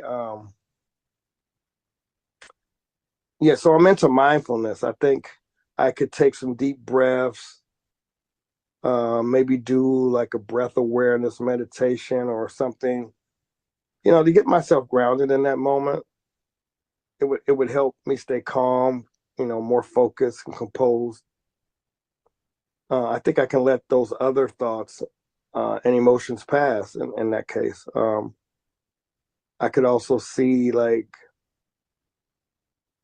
before I take it, I could, just focus on my mechanics and hitting a clean shot. If I notice myself like feeling pressure or stress, I maybe remind myself like I'm out there to have fun. Yeah, and then maybe focus on my breath to maybe calm down in that moment. I guess if I hit a bad shot, I can try and let it go. Um, yeah, I can see bad shots as chances to use my strategy to get myself out of trouble during the hole, I guess.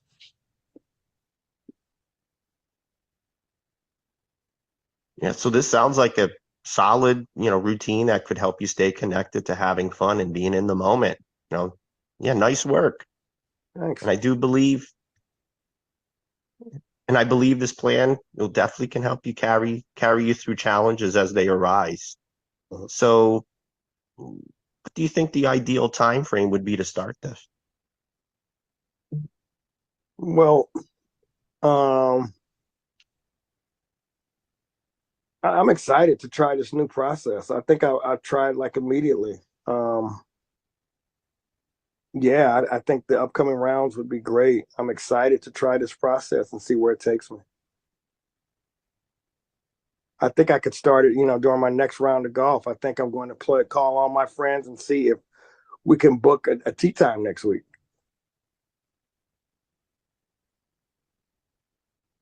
Okay, so starting ASAP, that just shows how motivated and committed you are, to your new routine. Mm-hmm. So as we're getting closer to the end of the call, to what degree do you believe we progressed toward the goal you wanted to accomplish?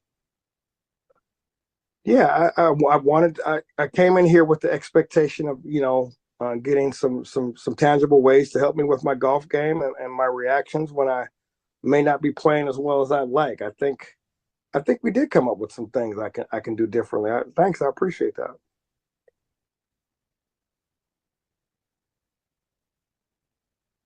I'm glad to be here to help. So to recap, the next round of golf, you're going to implement a routine where you focus on having fun, staying calm and present through use of mindfulness techniques. Yeah. So how do you feel about integrating these strategies into the upcoming rounds?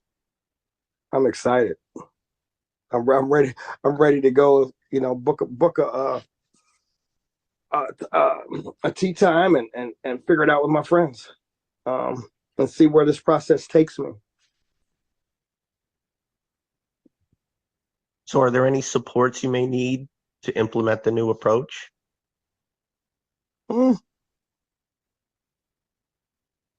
Yeah, I can write down some phrases, like down on a note card, like "have fun," put them in my golf bag when I'm getting my gloves out of my bag, and put it in my golf bag to remind me that. I think I can look at those throughout the round.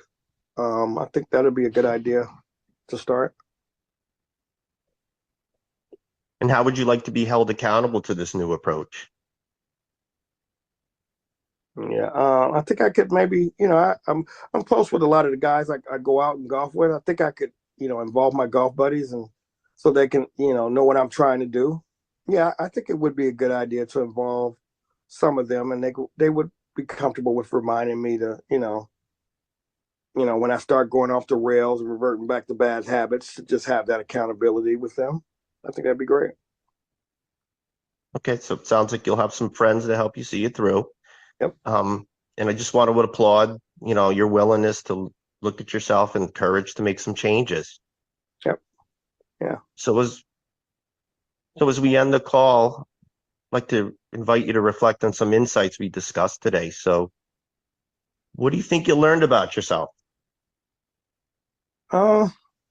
First of all, I really love playing golf, but I haven't been happy about my ability to focus and concentrate on my reactions, like to bad shots. So, I think I've been putting myself under a lot of undue pressure, by focusing on my high scores, and I think I can get caught up with how I'm playing. What I may be doing wrong, when things don't go as planned. My emotional reactions take me further away from the game. So I think my inconsistent play is like partly due to allowing things like bad shots to distract me, and when I lose focus, I forget why I'm out there. What I'm out there to do, because I love the game. I love being out there playing with my friends. Just talking about it really helps me feel better about it. if I begin to focus on that, stay grounded, stay mindful about what I'm doing, I think I'll have a better experience of having fun again. I think it's, it will take a lot of practice, but I know I can do it. Yeah, thanks a lot. This has helped. Sure. And I'm glad we could partner together. So how would you like to end today's call? I'm good. Just, I would like to maybe schedule another appointment. I feel excited and motivated to go out there and do this routine we talked about. I'm going to like share my goals with my partners because I have some really cool friends. They want me to do better too. So, so sharing this with them will help me stay consistent, with my routine and, being accountable, I think. I just want to show up as the person that they like to play with instead of that guy that, when you go out there, I'm not like responding appropriately. So again, I really thank you for the help. Yep. No problem. Happy to be here to help, and we could definitely set up another time to talk. I'm here to support you as needed, and we can visit, your progress next time. Yeah, cool. Thanks. Thank you, man. I really appreciate your help. I'll talk to you soon.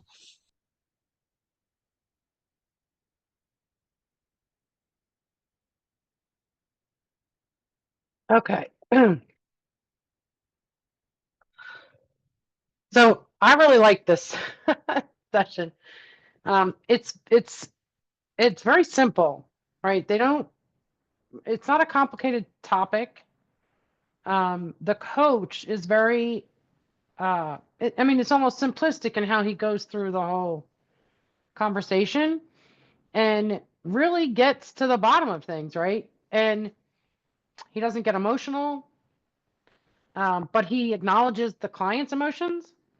So he's kind of the steady rock through the whole conversation, and you don't see him shifting around. But he's definitely inquiring several times about the client's emotions and how things are affecting the client, and how the client will react, in situations. So it's a really good session. I'm going to share my review form, but also I want to know from you guys, first, what did you think about the session? And as you were listening to it, let's do that first, like just quickly, kind of your impression of listening to the session. Anybody? Just calling a couple people. I really liked the focus on how would you show up as your true self? What is the true self that you would like to show up as? And the way that he came back to that a few times. Yeah, good. Somebody else?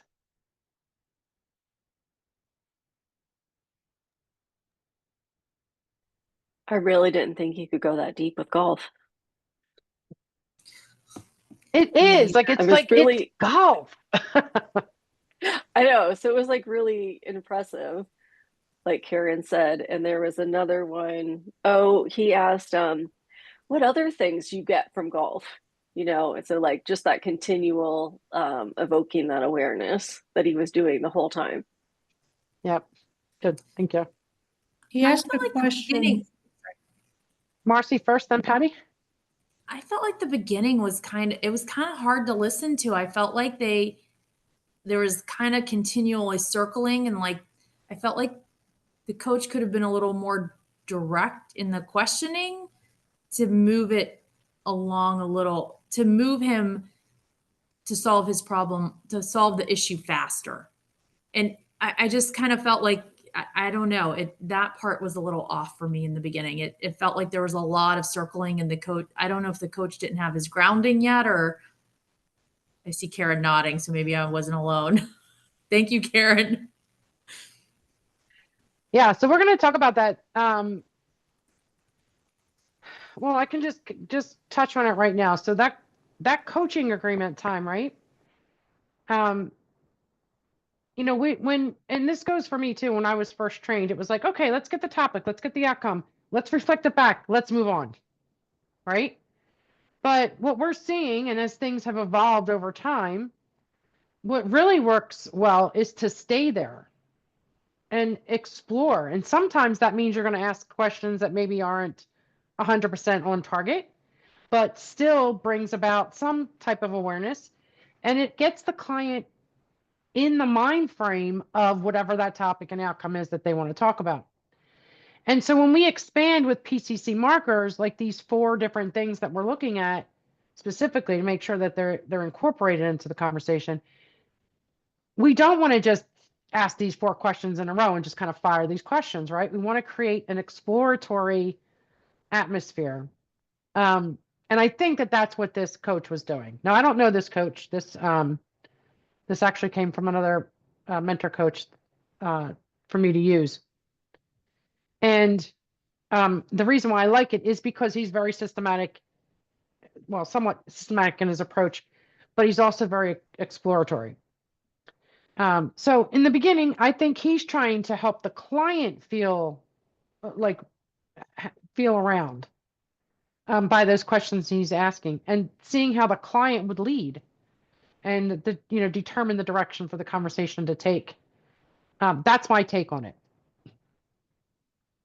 But that's a good observation, because especially if we're results oriented, and this comes from coaches that are more results oriented, and that might mean that you do HR, or you do consulting, or you do teaching, or something where you're the kind of the leader and the director.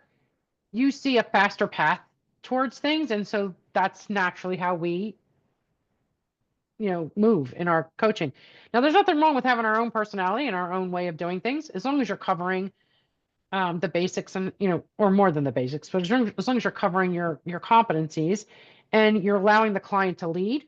If you are more direct approach and that works for your clients, that's fine. In this case, I think this worked for this coach and this client. But it was a good observation, and it's something to think about when you're doing your own coaching.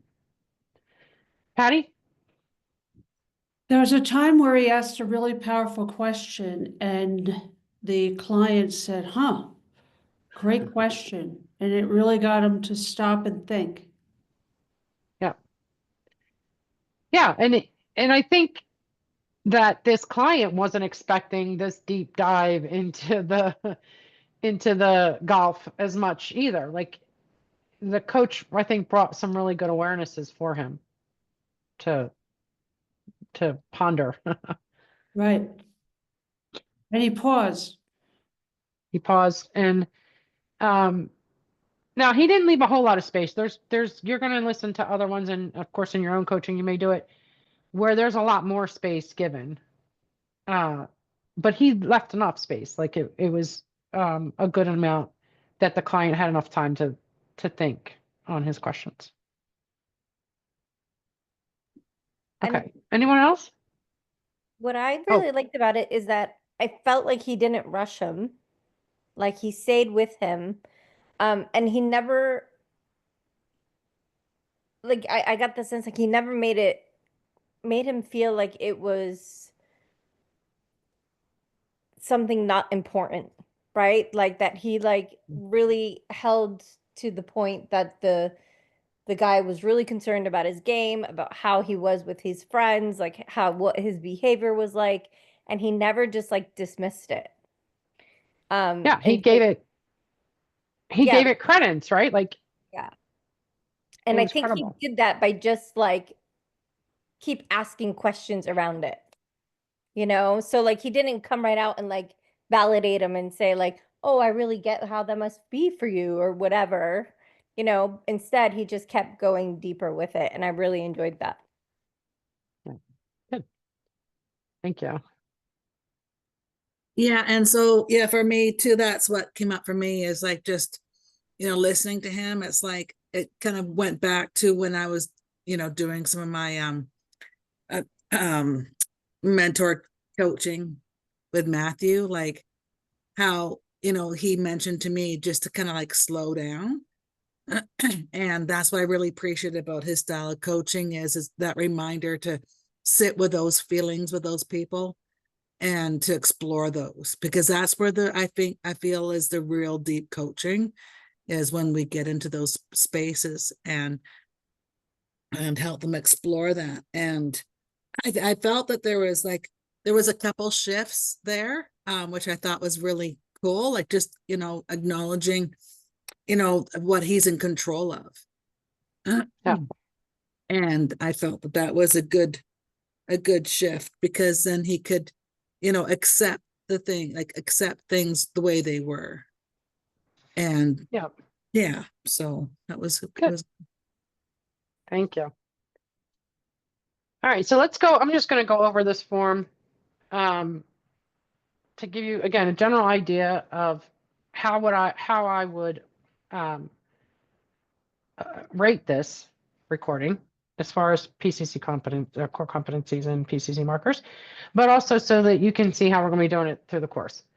And of course, and I have a transcript, so I'm copying and pasting most of these.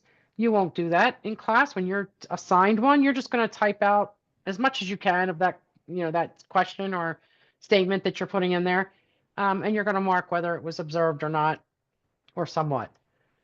So the main one that we focused on really in the first couple of classes is this agreement, because for most of you, is it more expanded than what you're typically used to. And so I will say he got to the first three relatively quickly, right? What about your game would you like to address? What specific goal? How will we know that we've reached that goal? And why is playing consistently important to you? So that covered these 3.1, 3.2, and 3.3 of the PCC markers. Now 3.4 need to address, it was further down in the conversation when he actually got to this question. He did a whole lot of exploring first and then came back and said, what do you believe the first thing we should address to move you closer to that outcome? So he did the exploring first and then said, all right, now what do we need to do to get to that outcome? And that was okay. It flowed. And that's why I say we have a model and a framework for you to use that will help you to incorporate all the PCC markers, but it doesn't have to be followed in order, right? Some things just make sense. Your initial part of the agreement, these first three, are typically going to be in the beginning, but these other things can come into play whenever it makes sense for the, for the client and for the conversation and for you as the coach. So he covered all four of those. He definitely acknowledged the talents and insights and work of the client. He did it several times, but things like, I applaud your willingness, take a look at yourself and try to figure out how to do something different. So he's, acknowledging the work that the client's doing. He showed support, nice work. A couple other areas he said that as well. He did acknowledge the client's words and expressions throughout. I didn't put all examples in here. And he did act in response to the who of the person, right? This is a big thing in coaching in general, that we coach the person looking at the whole of them, of who they are. And then we also want to focus in on the what as well. So, which he did. I just didn't put there's like a bunch of questions that he asks that coaches the agenda, which is the what. We're looking at, what questions can we ask the client to move them towards that outcome? That's coaching the agenda.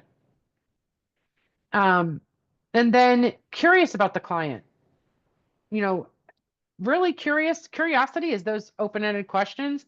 And it's really looking at, what's meaningful for the client, what helps the client to focus, what helps the client to be successful, what holds the client back. There's a ton of different ways to show curiosity about that client. And for silence and pause, I put somewhat, because again, he does leave some silence afterwards, but it's not like a marked silence. It's not something that there's a whole bunch of time left in there. And you're going to see that there's a lot of positives to leaving a lot of space for a client. And there's another one that we're going to look at that really showcases that. Explores, what the words of what the client brings up. Explores the emotions. He asks several questions around, feeling, how it's feeling now, how you're going to feel if that happens, things along those lines. There was not really too much of an energy shift in there. I mean, there was one at one point, and I don't think he caught it or he didn't acknowledge it. One thing to keep in mind that it just came into my head, sorry. is that when we assess, right, we're assessing what you do and don't do in a session. So if your client doesn't give you the opportunity to do something and you don't bring it up, that unfortunately counts against you. So when you have the opportunities to really showcase these deep coaching skills, that's the time to do it. Because you won't get credit, even if it's the client that didn't bring it up. I mean, even if it's the client didn't give you the opportunity, you're not going to get, you don't have the opportunity to showcase that skill, then you don't get credit for that skill. So kind of keep that in mind. So when you want to really explore with clients, you want to take the opportunities that are given to you and don't, try not to miss them, right? Not just for your, not just for your assessment, obviously, but that's what moves the client forward, is trying not to miss those opportunities. So explored emotions, explored perceptions, beliefs, and assumptions. There was no interruptions. There was an interruption from the client actually interrupted the coach, but not the other way around. And then he didn't really summarize too much. So I want to talk about this for a second. And these are just kind of like thoughts that I'm giving you guys, and we'll, incorporate them as we go throughout the course. But you don't have to sit there and, reflect back a laundry list of everything that you've heard. You can just give the spirit of what you heard in one sentence. So it's not, there are a couple times where he said, I heard you say such and such, and it's just one sentence. And how would it feel? Yada, yada. It goes right into his next question, right? Or, I heard you say this. How does that make you feel?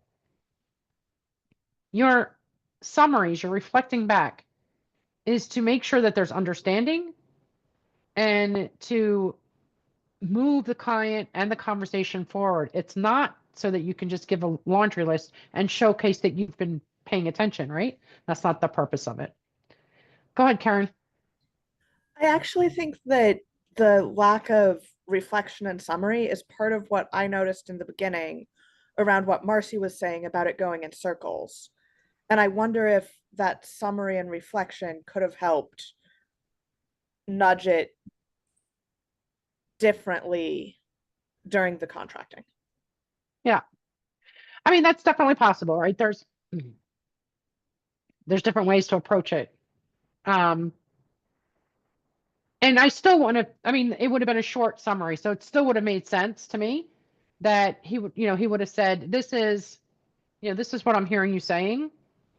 How does that resonate with you? Which he said once, another time in the conversation. Or this is what I hear you saying. How does that move us closer to what you want to accomplish in the session, or something like that, that could have maybe put a bow on it or packaged it up a little bit better. So yeah, that's valid. Yep.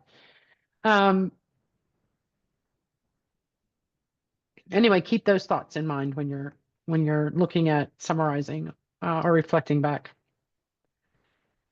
Definitely asked, expansive questions on the who of the person and the what of the conversation.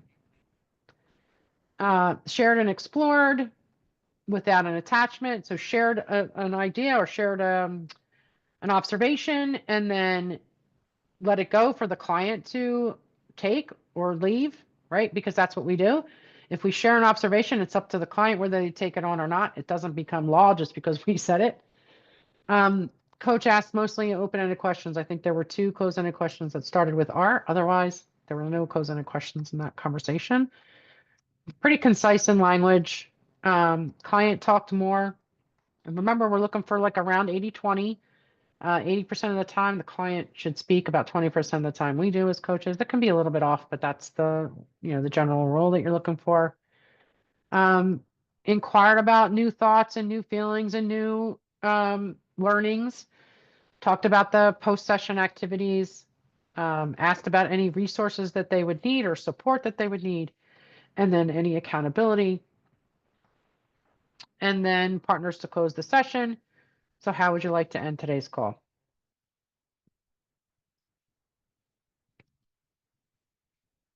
Okay, go ahead, Christine. Did we miss part of the beginning of that session, or was that the whole thing? That was the whole thing. Because I noticed he jumped immediately into structuring the agreement. There was zero setting the stage. There was no judgment-free zone discussion. And I've also noticed that on our form, it also jumps right to competency 3. So Yeah. what's that about? So they probably did that before they hit recording. Okay. We don't need to see that as far as assessing, right? We're assessing just the PCC markers. Those things that I give you before that, before number 3, are to help, set the stage and help to have a Okay. good conversation, but we're not assessing that. I just wanted to make sure there was something I wasn't missing, something Yep. new all of a sudden, because I was thinking, well, that's interesting. Okay, thank you. You're welcome. Anyone else? Any thoughts on the form and how we're structuring that feedback?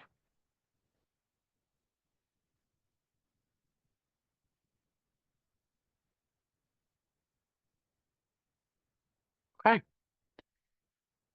All right. So next Thursday, we're going to have our first mentoring session. Do read the rest of this chapter, because the following week, we're going to talk about emotional intelligence a lot. And we'll cover this part of the, in the first chapter here at the end on emotional intelligence. And the rest of that chapter 2 is all about emotional intelligence. So we're just going to have a really good conversation on that. And I will have your schedules up in the announcement section. I want to say probably by Tuesday, a couple days before the class. And so you'll see what the in-class coaching is, and you'll also get your peer coaching schedules as well. And I will also be posting a contact sheet that will have all your names and email addresses. If you need a different email address to be on that sheet than what you joined this course with, let me know. Otherwise, I'm just putting on there what I have. And this way you guys can reach out to each other and schedule those. And of course, you can connect in the Facebook group. I did invite everybody to the Facebook group. Again, that's where you can connect with other students and grads and set up more coaching sessions if you need to. And plus, that's just the place to be for the school if you ever have questions after this course or whatever. Like, that's a good place. And then there'll be resources and things that I'll post in that group as we move, as we grow in the school. So any questions about any of that for next week, or anything that I've covered today? There's an assignment in UpCoach for class 1. Yep. Do you expect us to have that done by next week? How do we engage with the assignments? Yeah, that's a good question. So you're actually going to wind up with a workbook to put all this in, and that's what you're going to turn in at the end. So right now, if you want to do these as you go along, that's great. Just put them in a Word doc, and you're just going to copy and paste them right into the workbook that I give you. But in the meantime, they're just going to be posted in individual classes like they are now, like that is now. The workbook should be done probably in like 2 weeks. I need to finish the lessons before I can finish the workbook. So you'll get that workbook as soon as it's done, and you'll just, again, copy and paste whatever assignments are into it. And you're also going to have a log in that book, in the homework book, that will where you'll log all your peer coaching as well. And I sent you the question via private message earlier about the assignment and recalling a coaching session. And you said that you would have suggestions. Is that today? Do you have suggestions? So okay. So your question was recalling a coaching session where you felt emotionally triggered or challenged, that you struggle with recalling specific events, especially. So my suggestion is on that is that after your sessions that you take notes. So I'm not a big note taker in your sessions, but once your session ends, it's a good idea to take notes about what you felt during that, what the client, some awarenesses that the client brought up. Like, I'm a big proponent of taking notes after the session. That helps you to, first of all, retain whatever you think you need for the next session for your client, but it helps you to learn what you did well and maybe what you need to improve on, that, which is what I do. I'll make bullet points of something, like if I felt like I asked a question in a weird way, or maybe I wasn't clear, I'm like, let's clarify that type of a question for next time. Or if I was triggered about something, I always want to write that down because I want to make sure I work through it before it happens again. And so I don't react, right? So that's my suggestion, is that you take a couple minutes after every session, just have your own notebook just for you, or, electronically, whatever, workbook or whatever, or Duck, where you kind of take notes about things that come up for you in your sessions. But the best thing to do is to have a CRM or something that you do for each client that you can record things in as well. Does that make sense? It makes sense, but seems unrelated to the question I asked. Well, you said you struggle with recalling specific events? So the assignment says, recall a time when you're coaching when blah, blah, blah. Writing down notes after a session isn't going to help me with a request to recall something that happened in the past in that way. And Oh, you also, can- if I need to do that assignment this week. Right. So those assignments are due at the end of the course, and you can do that assignment based on any coaching session that you have during this course or during this time frame. Okay. Does that make So sense? it's not necessarily recall a session. It's pay attention and notice a session and reflect on it in the workbook. Either way. Yep. Okay. If you have one that you can recall in the past, use that. If you don't, and you need to use one that you have from the course, that's fine as well.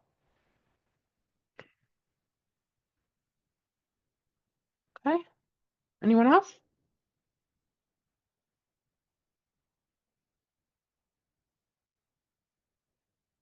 All right, Patty had to go. She has a meeting right at 9. Okay. There was something else I was going to say, but it went out of my head. Before Yeah. we hang up, I wanted to ask you a question to clarify something about the calendar, but I don't Yep. want to take anybody's time if, or you want me to ask it now? Well, ask it in case somebody else has it. Same Okay, question. I just want to clarify, I'm looking at the calendar now and you have a bunch of things in red, like the days where it says peer coaching. Does that mean that those days we do not have class? Okay, so yeah, I had shared my screen. So if it Yeah. doesn't have a class number in that top row, then we don't have class, but some of them we do. The weeks that we do 2 peer coachings, you don't typically have class. But if there's 1 peer coaching, you would have class during that week. And sorry, When I do this, yeah, how do we know? And sorry, I can put myself, I'm just sitting on the couch. I don't want to, but I oh, can that's okay. open video. How do we know that, I'm looking at the calendar. How do we know that there is no class? Because I'm seeing the days when you have all the dates listed out. So Yeah. I'm not quite getting when we do have class. So I'm going to do the schedules for the peer coaching. So you're going to see when you have class and not based on that schedule as well. Okay. But you can, so at the top, I'll fix that. I'll put no class on those weeks, but it doesn't have a class number in that top column. Uh-huh. But I will put no class in there instead of just leaving it that way. So you Okay, know that got we it. don't have an actual class. Yeah, that would be helpful because I'm seeing that where the top column says, or row says cohort 1, and there's like 1, 1, 2, 3, Yeah. and no, but then one of where the 2 ones that would be next week, and you said we do have class. I'm really confused. Yeah, no, I'll fix it and I'll Okay. upload a new one. Thank you. You're welcome. All right, guys, thank you so much. If you have questions in the meantime, you can put it in the forum or you can email me or what have you. Otherwise, I will see you guys back here next Thursday. Thank you. Bye-bye.